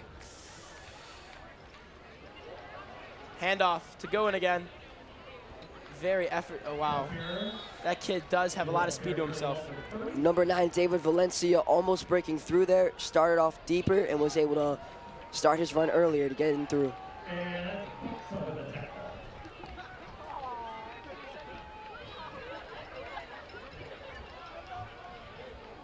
You got Darius Edwards line up all the way to the right. Garrett Ankshed guarding him again. Drops back, looks to his left. Pressure comes from the line. He scrambles to his left, and he is tackled out of bounds. Seems to fall there. And the other matchup in the secondary is Isaac Brown versus David Valencia. That seems to be of lesser note because Isaac Brown has not received one target yet today. And that's just partial to David Valencia. Here we go. Look at the bench of RB right now. Getting hype over here. Getting hype. Big play right here, third down. And Bloom nears the student section, so it's going to get louder and harder for them. I'm sure they are going to pass right now. Taryn White does love to pass on third down. Oh, they do decide to run it, and that is held by the line of the Bulldogs. That brings up fourth down. Fourth down and some. Now, we did see before the game their kicker could make this, but 27-0, I'm surely they're not going to take this field goal. I would not trust the kicker all that much. Especially, I mean, that he's good, but that is a far distance. 4th and 4, 4th and medium. They are kicking it. They are going for it, I meant. Bulldogs getting hype on the bench. Squirting water again from Carter Shelby. I'd like to point out Max Almeida, our safety's involvement has been not much, very little, and that's due to some great coverage one-on-one from the cornerbacks. David Valencia, Garrett Ankshed, Luke Smithing. Total lockdown on these guys. Been forcing them to go to the run, and even there, it's been not as successful as RB on the ground. And I'd like to say a new member from for Riverside just got added to the team. He's not suited up yet, but Josh Gonzalez, senior. He did play football for them when he was younger, but he just got called, so he will be playing for Riverside Brookfield now. Great that he got the call up. And as you can see, it also looks like number 19, Eric Servin, sophomore, is in the huddle. He is in the huddle. That's great to see him back in action. Great news. Hopefully maybe he'll get some, oh no, he's going back into the sidelines, but I'm sure he'll be involved shortly here. I would love to see him get some action this game. Yeah. Great to have him back for the team. Big play right here, about 4th and 5. And it was also stressed to me by Coach Seiler that he is somewhat of a significant player for the team. 2 wide receivers to the right, 2 on the left. Taryn drops back, looks to his left. He sees an open wide receiver. That is a first down. Jukes one man, jukes twice. Gets out of a tackle, spin moves. Secondary could not tackle him. That is a gain of 10 yards right there. Poor tackling by the secondary. Might be the first time I'm saying that this game. Great maneuvering by Dylan Edwards. The way that he shifts his hips really got him out of that. And it looks like they are in the red zone now. Number 25, Julian Espinoza, just came off the field. 3 wide receivers to the right now. Many times when they run this formation, they like to throw to the left or run it. I have not seen them yet throw to those 3 wide receivers, but we will see. Garrett Ankshed and David Valencia lining up on the right. Jacob Buxa motions in the middle. There it is with the run. Got one to the run. Finds a hole, and it is stopped. Oh! Strong, hold it down. That is Jacob Buxa. Jacob Buxa, what a guy. Jacob Buxa, Slime City over there with the pancakes. Boy is hungry. That kid is also always in the gym. Every time you see him, he will be in the gym. That kid is a massive player. He's a senior. one of the significant players on that D-line for the Bulldogs. Made also a great tackle in the first half, too. Whenever he makes a tackle, it is a hard tackle, and that guy is not getting out of that.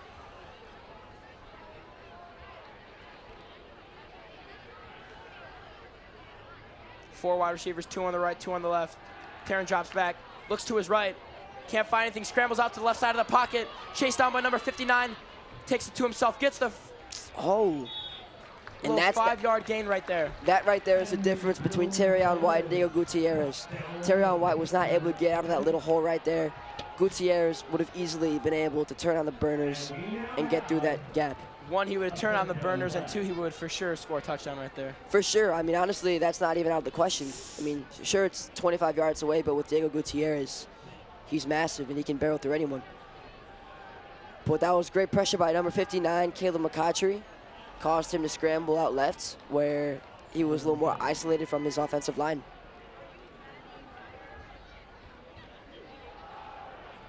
Yes. Hand off to Cookbay again, and it is dropped away. Tackled. Number 7, Marcus Cookbay, once again. Darius Edwards and Cookbay seem to be highlighting this offense. Maybe Troy Garner as Eric well. Servant just was on the field that play. He just came off now. We missed him coming on, but he was on that play. Good to see him back on the field. A shout out to him. Just got back off he's on the bench now, but great to see him back in action. Bulldogs bench is hype. Big play right now, 4th down. 4th and about 7. Chance of defense coming from the Taryn drops section. back, 3 receivers on the right. He's going to the right side, and it is incomplete. Underthrown, but I don't know. I don't think he still was open. Garrett Angshed at number 4, which is Max Almeida. Them two had him on lockdown. He's getting a pat on the back from his coaches, that's for sure. Garrett Angshed and Max Almeida with that green link right there. Terrion White has been showing some vulnerabilities, some weaknesses, and the secondary has just been capitalizing off of that. So that would be a turnover on downs. Bulldogs will get the ball around the 20-yard line. Our lockdown secondary compiled with those ferocious tackles from the D-line. That drive really helped turn that ball over, and now our offense has it. Toma Tucker again, all around the left side, all alone. Handoff to Muhammad. Fakes the handoff to Diego, which is stopped by number 57 with a big tackle. That faked everyone, 52. I guarantee you. Number 52, Jamar Finkley, senior. Big guy right there. John Connors, number 99, massive, and he's a name that I'm sure we'll mention again sometime, either this quarter or the next. But the thing with those big guys is that they get tired easily. That is true. Diego drops back, looks to his left side. He's looking for Luke Kumpskis to Travis Kelsey. And that is tackled by number 40, Lillian O'Brien, a quarterback. The quarterback, we mentioned him before. Player right there.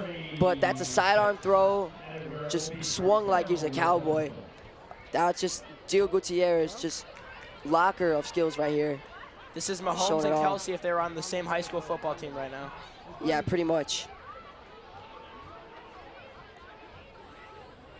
Petrucci, haven't been seeing a lot of him as of late. Anthony Petrucci motioning, fakes the motion, handoff to Muhammad up the middle with a little hole with a big gain, around 8 yards. And we say sizes and everything, but his small height maybe is contributing to his extra yardage, able to slip under those tackles.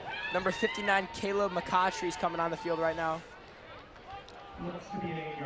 Number 70 comes hobbling off the field. Damian Nieves, the sophomore we were talking about. Him and Jacob Bertana, both sophomores. That's a little troubling as he goes to the trainer, or the trainer comes to him, rather. Damian Nieves is a great person to have on the football field. Only a sophomore, and he is massive. Another handoff to Muhammad. Breaks the tackle. That is not Muhammad. That's number 15, Sean Roy. He shrugged off that tackle. That was kind of a half-attempted tackle by one of the D linemen on Bloom. Great run by Sean. He comes off Muhammad back on the field. Great to have a solid RB2 too. Great to switch them off. Agreed. Sean Rao also plays DB, although... Motion by Anthony Bertucci, fakes the motion, handoff to Muhammad, up the middle with a hole. That close to a first down, that is tackled by number 30, DeAndre Cotton, sophomore. DeAndre was the one that could not manage to tackle Diego Gutierrez towards the red zone in the first half and put his head down in embarrassment. Frederick Trace for Bloom, linebacker just came on the field. Handoff to Muhammad again, who was just stopped. Oh, that's number 37. There was no 37. That is a flag, though. 85 helped him with the tackle, though. That is Sean Riley, a wide receiver, sophomore. That is a flag, though. Number 15, Sean Rock, coming back onto the field in replace of Mo Salem.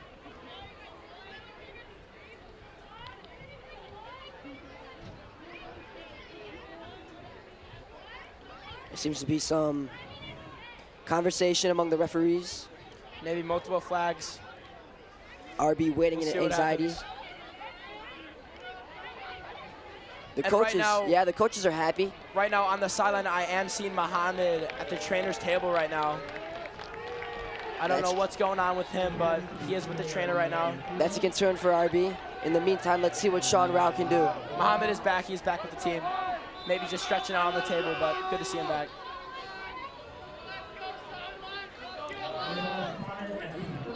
Whenever I see Luke Kumskis, I can't look away from his golden cleats.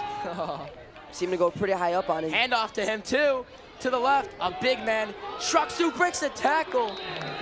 On the 1 yard line, number 14, Jalen Brown tried to tackle him. Luke Kumskis bulldozer him. Just cannot be brought down. Hit the weight room, Brown. Brown is significantly undersized compared to Luke Kumskis. That's a horrifying matchup. We are on the 2 yard line. This is a nightmare for Bloom, not the start they wanted off for their defense. Hand off to Sean. Oh, and that is big hit by number 14. Biggest hit probably of the day, and that is Brown. Same person. I take that back, Brown. I take that back. He did have mistakes in the first half, but that was quite a play by him. Reminded me of Jadeveon Clowney in the Outback Bowl against Michigan some years ago.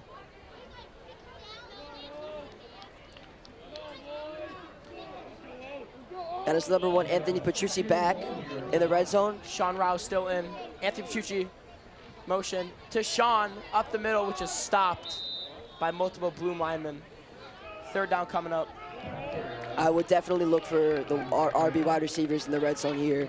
Looks like number 59, Kayla McCautry, is limping off the field right now. That's a shame, and now you see Damian Nieves, the sophomore, come and take his spot.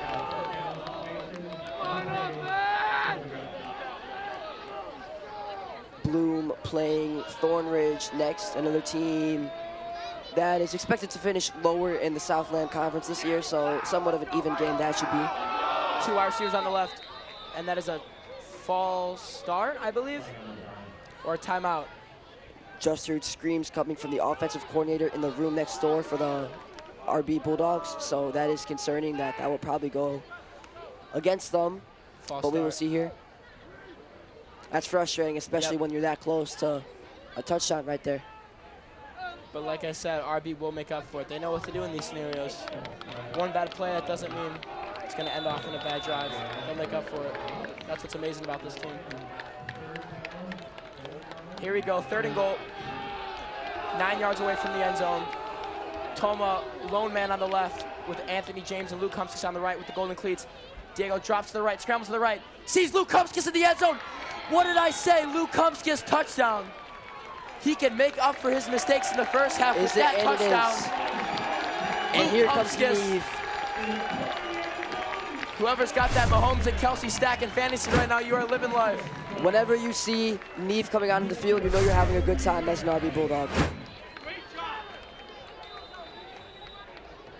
Kumskis cashes in for the first time today.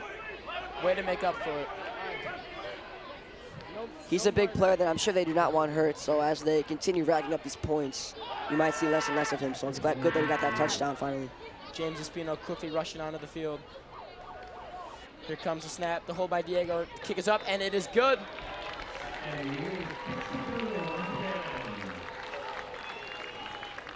Neve, I mean, I would dare to say she's 15 for 15. I mean, I know that other point was not her fault, in my opinion, so I think she should continue to stay on that streak.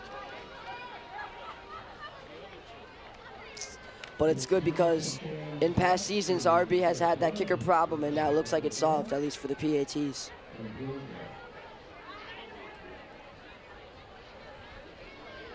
Neve plays for the varsity soccer girls team.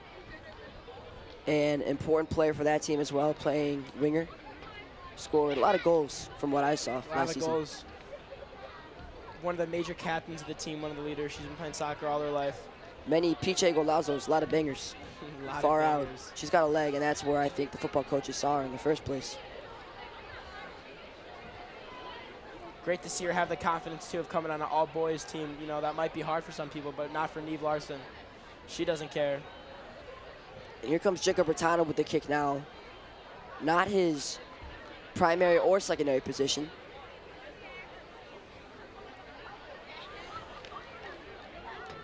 Not a lot of far kicks for Jacob today, but hey, they've been working. We got the ball from his number 13, Deontay Randall on the far right side. Maybe the son of a possible NFL star, but has done nothing so far this game. Now here comes the Bulldogs defense.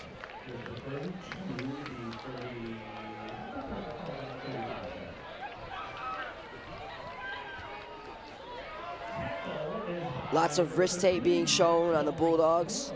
This is a cool fashion statement done with the soccer team and many other outdoor sports as well.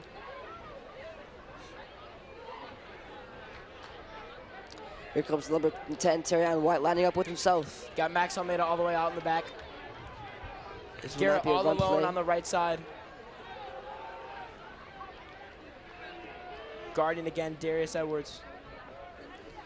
Valencia's got to be careful here. Almost just got caught for a false start. Terrion drops back. He looks for the one-on-one coverage with Garrett. Yeah! And that is no good. Had the open wide receiver. I don't know if Garrett tipped it or missed catch or what, but regardless, he definitely put pressure on him and was a big part in that play. Only times Darius Edwards has caught it, I think, is when he's been number 88 not guarded by him. Michi Talley comes on the field, subs out number 42, Luke Smithing. Michi Talley, a fan favorite. He's playing corner. Him and Garrett. Terrion drops back, finds his running back, gets the first down, breaks a tackle. Shifty guy right there, shifty. Juked the same player twice, but only got about an extra yard from that, so wasted energy. Bloom driving now, picking up some steam. Far too late for that, though, 34-0. 2 minutes left in the third quarter. This quarter is flying by. Bloom has a mountain to climb. And the fact that this quarter is flying by is great for RB, so they're content with this.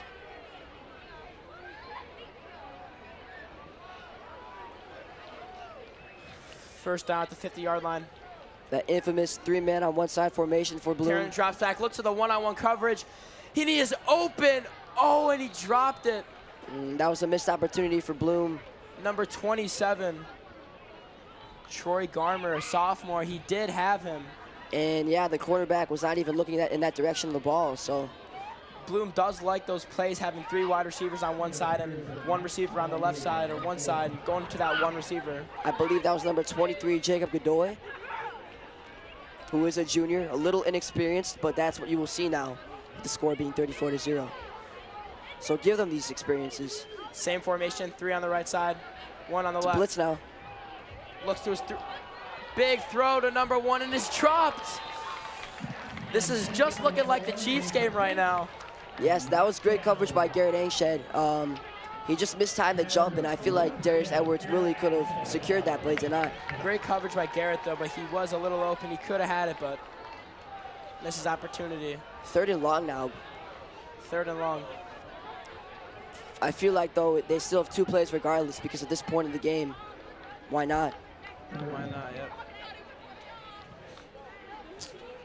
If I'm the Bloom coach, I just feel like the most important thing by now is getting my inexperienced guys in there, getting some more reps, and just kind of getting more familiar.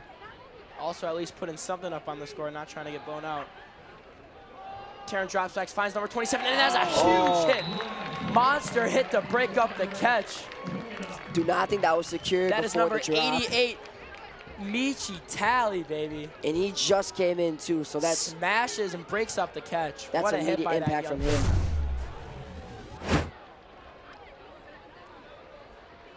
Fourth and 10 now, and it like I is said, they're still going for it. 4th down. Probably the last drive for them for the quarter.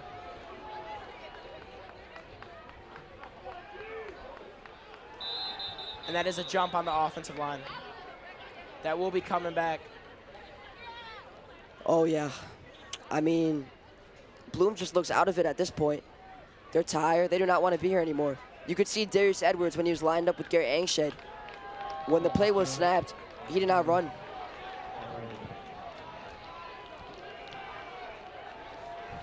The RB sidelines crowd here. is getting excited. You have number 72, Carter Shelby. What a guy having him off the bench. He is excited, doing jumping jacks, doing spin moves.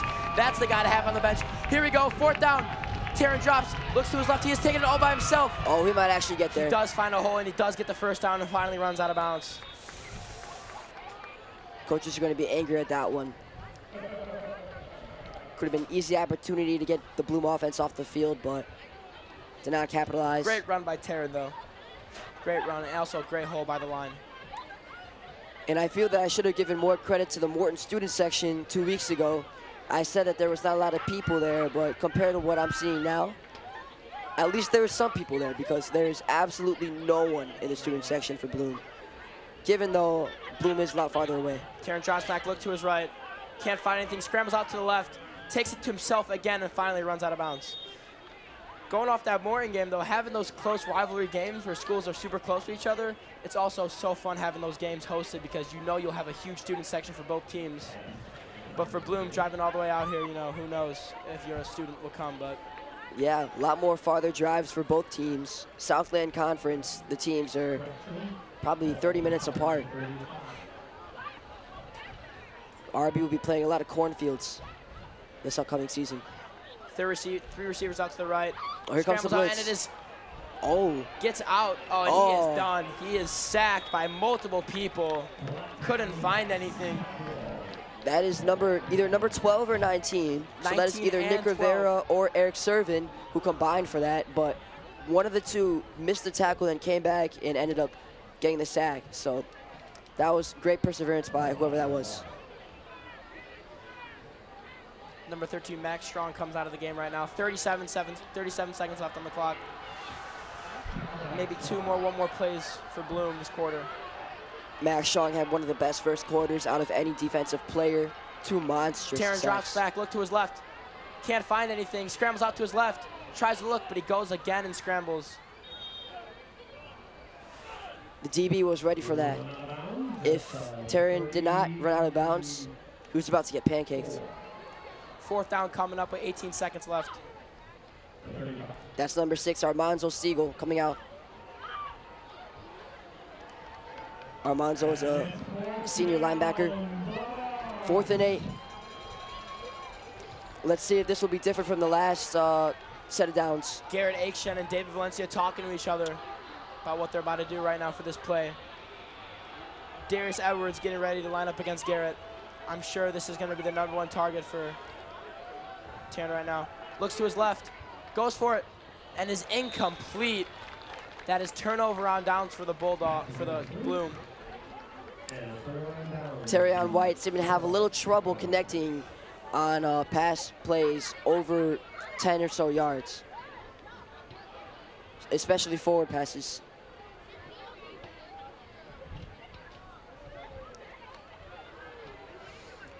And here comes the RB offense. Done so well this game. Keeping a shutout, this defense, this RB defense is having a day today. Who is guarding Anthony Petrucci? Number 1, oh, here he goes. There you go, number 3 finally guards him. Muhammad to the left, hands it off. Hand off to Muhammad, up the middle now. Breaks tackles, finally shoved down by number 56, Gavin Robbies. He took 2 or 3 guys along with him for the ride, gave him a little piggyback ride. And that will take us to the 4th quarter after that play. fast third quarter. That flew by just like the first quarter. We'll see if fourth quarter is more of the same. 12 more minutes. I don't know. I don't see any reason for Bloom to hold this game out. They've reached the point of no return. If I was the Bloom coach, I would try to get at least one type of score in to not get a shutout against their team. And like you said, just play their backups to see. Just for their reputation. Future games, yes.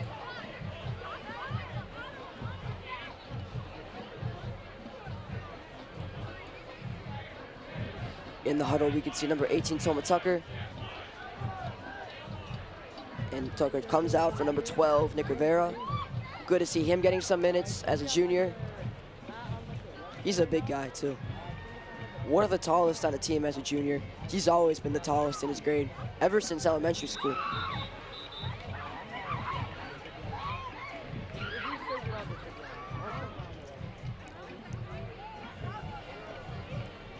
Student section is actually in the colors of red, white, and blue. I was mistaken and thought they'd be in camouflage for military.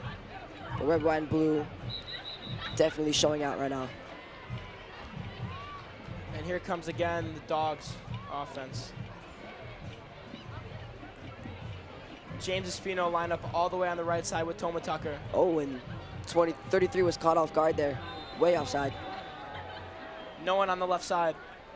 Looks like it will be a handoff to Muhammad.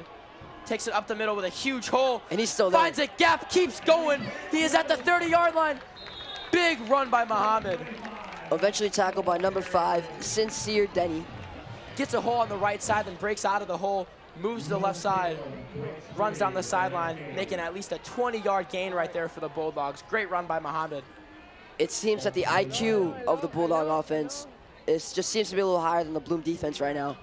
They're recognizing those gaps and they're just running through them.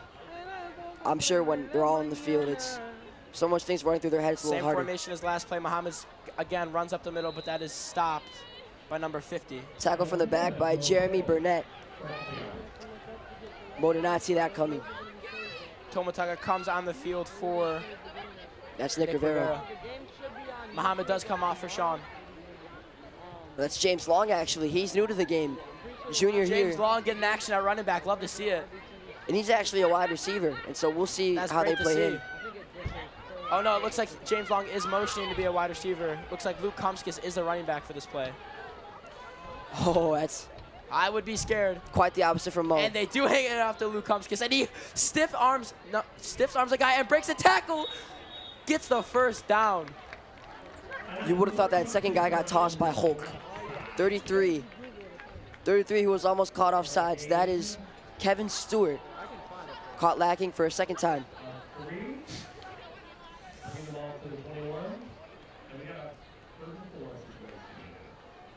Nothing much that kid could do when you see 6'4", 250 lean pounds just coming at you. Coming straight at you. I wouldn't even know what to do. Again, hands it off to Luke Kumskis.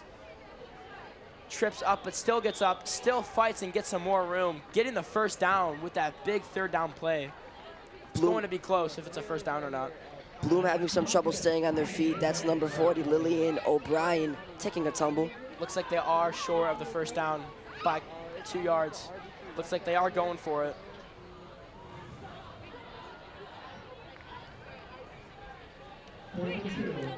James and Toma line up on the right. Anthony, the lone man, on the left. And that is a jump. That's 2 players. On the defense, number 56, Gavin Robles, and he's coming off right now off the field. Definitely going to get a long talk by coach right now. I'm sure the coach is just tired of it all. Number 11 for the Bulldogs come off, James Long. Great to see him get some action. Short-lived by him, but we may see more of him later on in the fourth quarter. Same formation as last play. Sean in the backfield. That isn't Sean. Number 22, Jacob Bratana. I told you. Jacob Bratana. When he does play his position, everywhere. He is special. Big fourth down play with Jacob right there, getting the first down for his team. Love to see it. I'm glad they're using him at more than just kicker. And that was the O-line. Great job there, getting him a good gap to run through. He is still staying on the field. Looks like they will go to him again to the left side. He has Touchdown. a hole. Touchdown, Jacob Ratana. The young sophomore can do everything. That is the first touchdown by an underclassman this entire year. So Jacob Ratana, give yourself a pat on the back. Put that in your highlights. Okay. Little celebration right there. He's Love getting to a see him little having sturdy. fun. Who wouldn't be on this RB team right now? 40-0, hopefully 41. Neve Larson coming in, sealing That's the a deal. memory Jacob will never forget. His first touchdown on varsity. That's all him too. That's first play and that second play. All him. He made that last drive happen. Those last plays. Here comes Neve Larson now. He also caused almost it was basically an onside kick with the ball going high in the air. Bloom not getting onto an RB recovering it earlier in the game. Contributing in multiple ways.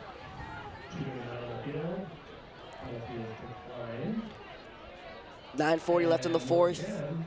And here comes the PAT.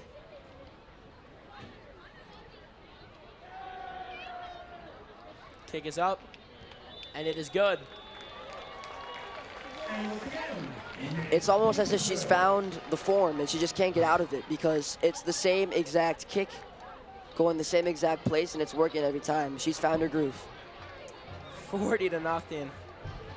41-0. This is crazy for Bloom. If we keep piling it on, RB might be featured on Slow Shade tonight. Oh, for sure. I don't know how the rules work, but I think if you are up by a certain amount of points, the clock keeps running. It doesn't stop. So I don't know what score it has to be, but it's got to be getting up there. That would make sense. Seems like number 14 on RB, Jack Boyle, must be injured. He's the only one of the only ones not dressed. Condolences go out to him for his injury. He's a junior. Jack Boyle, he also is a wrestler, very good wrestler. Wrestled a little bit on varsity too last year for the wrestling team. And that's what you'll see with a lot of these players. They wrestle as well as play football. Some of them play basketball, some of them play lacrosse, but they are athletes. And number 58, Dylan Cohen, has been the unsung hero so far. With his blocking, O-line, he's been leading it. Probably the tallest player on the team. Looks like he could be 30. And he's been a big part of this team so far, but he's not been talked about a whole lot.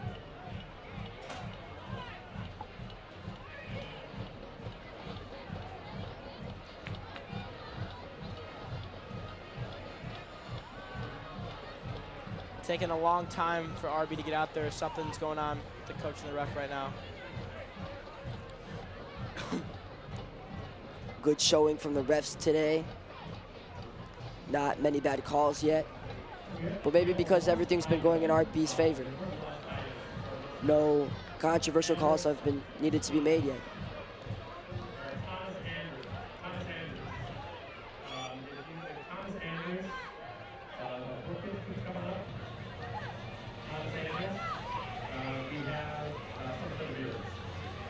Jacob Ratana, after just scoring the touchdown, will say a prayer and get this underway. 9 minutes and 40 seconds left in the fourth quarter. Let's see if Bloom can do something with this drive. Kick is up, and we are on our way again. One of his best kicks so far. Returned by number 4, Cameron Daniels, to the right side. Has a hole, oh, and it is tackled down by 15, I want to say. 15, that is Sean. Sean also playing multiple positions.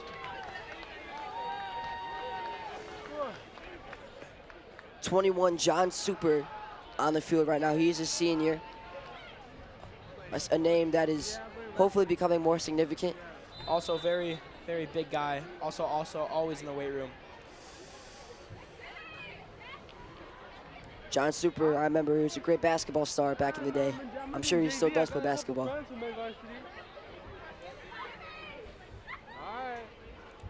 Here we go, 3 wide receivers on the left side for Bloom, 1 on the right. Michi Talley lined up. Little screen in a pass weird to number position. 12, and that is taken down by number 12 and 28. Jack Gravetti and Nick Rivera. That green link right there taken down, making it 2nd and 6. Jack Gravetti, one of the few leaders on the defensive side here. And watch out for Michi Talley as he takes a weird stance and lines up towards the quarterback instead of his man. You will see that but it seems to be working. Had a huge play earlier. We'll see what he does again. Tries to do that same play again, doesn't see the screen pass. Scrambles out to the right, takes it to himself. And it is tackled by his own player, number 70. Oh, we seem to be some chippiness going on between Troy Garner and Michi Talley. Some talking. All Michi has to do is say scoreboard, though, and I'm sure Troy will shut his mouth. Troy's probably about to say, watch this play. But Michi's probably going to hold him 100%. Michi is an amazing corner. Terrion looking indecisive on that last play. Michi said, try me. This is prime time right here. One happens. Sure, the ball. Yeah, ball doesn't even go. Looks like it is a handoff up the middle. Spin moves out of his way. Tackled by Michi. That is a first down, though, for Sean Goodwin. Hasn't had many carries this game, but that was an effective one. Highlight tape worthy. RB defense getting set here. Looks like they have a new safety, number 7, David Ledesma. He is a senior, taking the place of Max Almeida. I'm sure he will not have to do much. Drops back, airs it out. Oh, that's overthrown. And that is overthrown. Trying to look for his number 1 wide receiver, Darius Edwards. And that's Jacob Godoy there, who was able to see the ball that time. Before he was caught not looking and almost got mossed, but this time he had it covered. Some dancing going on the sideline. Number 18, Toma Tucker, chatting it up with Neve Larson, just having a good time. Of course they're having a good time. 41-0. Can't be any happier than this performance from both the offense and defense for the Bulldogs today. And that is handed off to Sean Goodwin again. Oh, good tackle. Tries to hurdle almost. Does not complete the hurdle. That's going to be number 7, David Ledesma, coming in for the blitz there. Get that tackle on Sean Goodwin, all the way from safety, getting himself involved. Godoy switching sides now, marking Troy Garner. Hand off to number 3 again, Goodwin. Finds a hole up to the right. Looks like he's jogging, breaks a tackle, he is through. And that is tackled. I'm curious as to know why he hasn't been involved that significantly in the first half. He's been coming up with some big plays these last few ones. And 26, Hector Parada saved the touchdown right there. I feel like he's been more effective on Marcus Cookbay on less carries. John Super and Jacob Godoy coming in. It seems though Bloom is also fine with running down the clock with Avery the run. Slimsky and Juan Hernandez. Looks like Juan Hernandez is limping a little bit. That is not good. Juan Hernandez, a former soccer player, transferring over to the football team. And this could be the first time Bloom scores some points. They've picked up some momentum that's been lost a long time ago. Clock is rolling. We're about to hit the 5-minute mark. 5-minute mark. First down on the 20-yard line. First and goal. And the red zone. Coaches are mellow for RB. Drops back. Looks in the end zone. Number 1. That's and then it's intercepted. That is picked off. Please tell me that's Jacob Godoy. Picked off. That is Jacob Godoy. Jacob Godoy just coming in on. Just coming on. That might be going for Darius Edwards. Darius Edwards wasn't even looking at the throw. I don't know if he didn't think he was going to get thrown to or what. But Jacob was looking for sure. Terrible decision by Terrion White, but what a play by Jacob Godoy. He will remember that for the rest of his life, for the rest of his high school career. That is the highest moment of his career so far. Put that in his highlight reels. And I hope for more great things to come for him. Whole team is just showering him with support right now. Oh man, some noogies. I'm seeing everything. I think that's Chris Brown, the team manager for the Bulldogs, known at RB for having a clothing line. Designer. Popular Loner, I believe it's called, Loner, or something like that. I do own one of the sweatshirts. Go buy it right now. It is also in the North Riverside Mall. That is true. He has gone commercial. Go support our RB man. Shout out to Michi Talley that drive for keeping Troy Gardner silent. Great view of the huddle right here. One of the coaches, all of the coaches getting in on that. That's the O-line coach involved as well. Great game for the Bulldogs. I wonder if Bloom will be able to get the ball back. At the beginning of the game, I did say RB needs to stay disciplined and stay focused this whole game. And they did exactly that. They gave Bloom no chance to come back into this game like they did to Hinsdale South last week, where they scored 17 unanswered points in the second half. So, just great the Bulldogs mindset too, coming on before the game, hyping each other up, getting into the mood. That's always great to see. 16 tight to us, man. That's Corey Davis. Hands it off to Sean.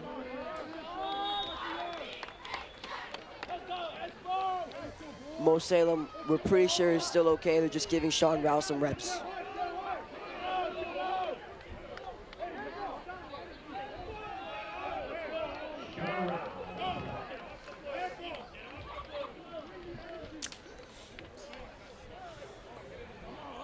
Number 4, I believe, in the backfield for Bloom.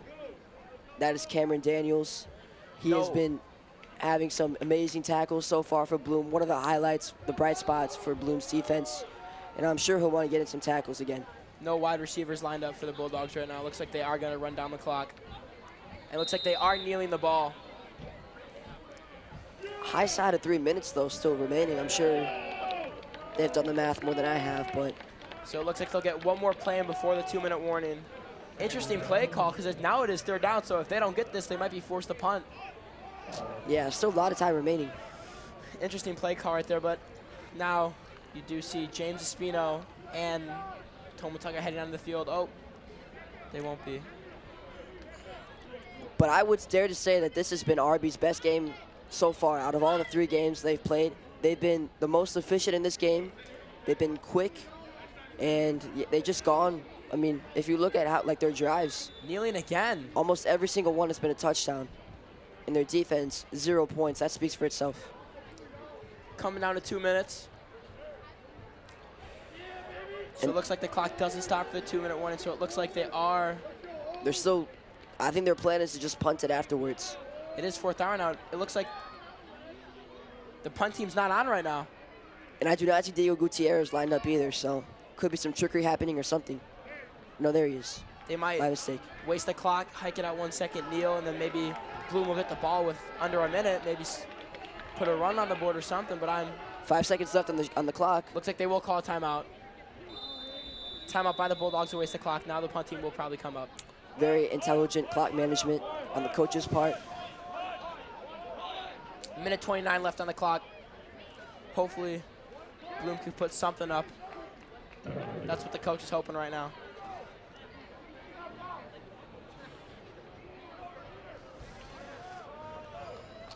If I was an RB player, my mind is starting to shift away from the game and onto what's next afterwards. Kankakee, parties afterwards, I don't know, but this game seems to be in the bag.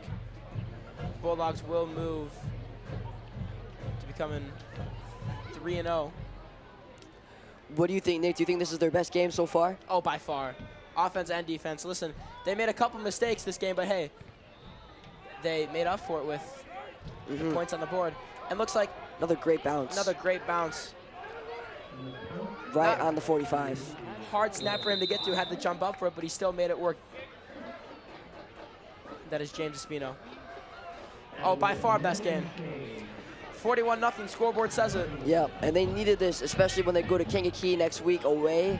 Their hardest game of the season, that will be no question about it. They do need this motivation to work on a Kankakee, because that is by far going to be their hardest opponents, maybe even this season. But yeah, I mean, for my takeaways, I think the one thing they do need to work on is their special teams. Against better teams like Kankakee, that will become more of a problem with their punts and their kickoffs. And also just maybe their DBs sometimes. Actually, I'd correct myself. I feel like their secondary has been quite stellar. Clock is going. Terran drops back with 30 seconds left. Looks like he's going to air it out to number 1, his go-to man, and that is incomplete. Great defense. I understand that Terrion White wants to just try out a big play, but he's been unsuccessful on every single big play he's gone for. Every time he's aired it out to Darius Edwards has not been able to bring it in. Jacob Godoy breaking that up, having a day for him, and that will end the game. What a game.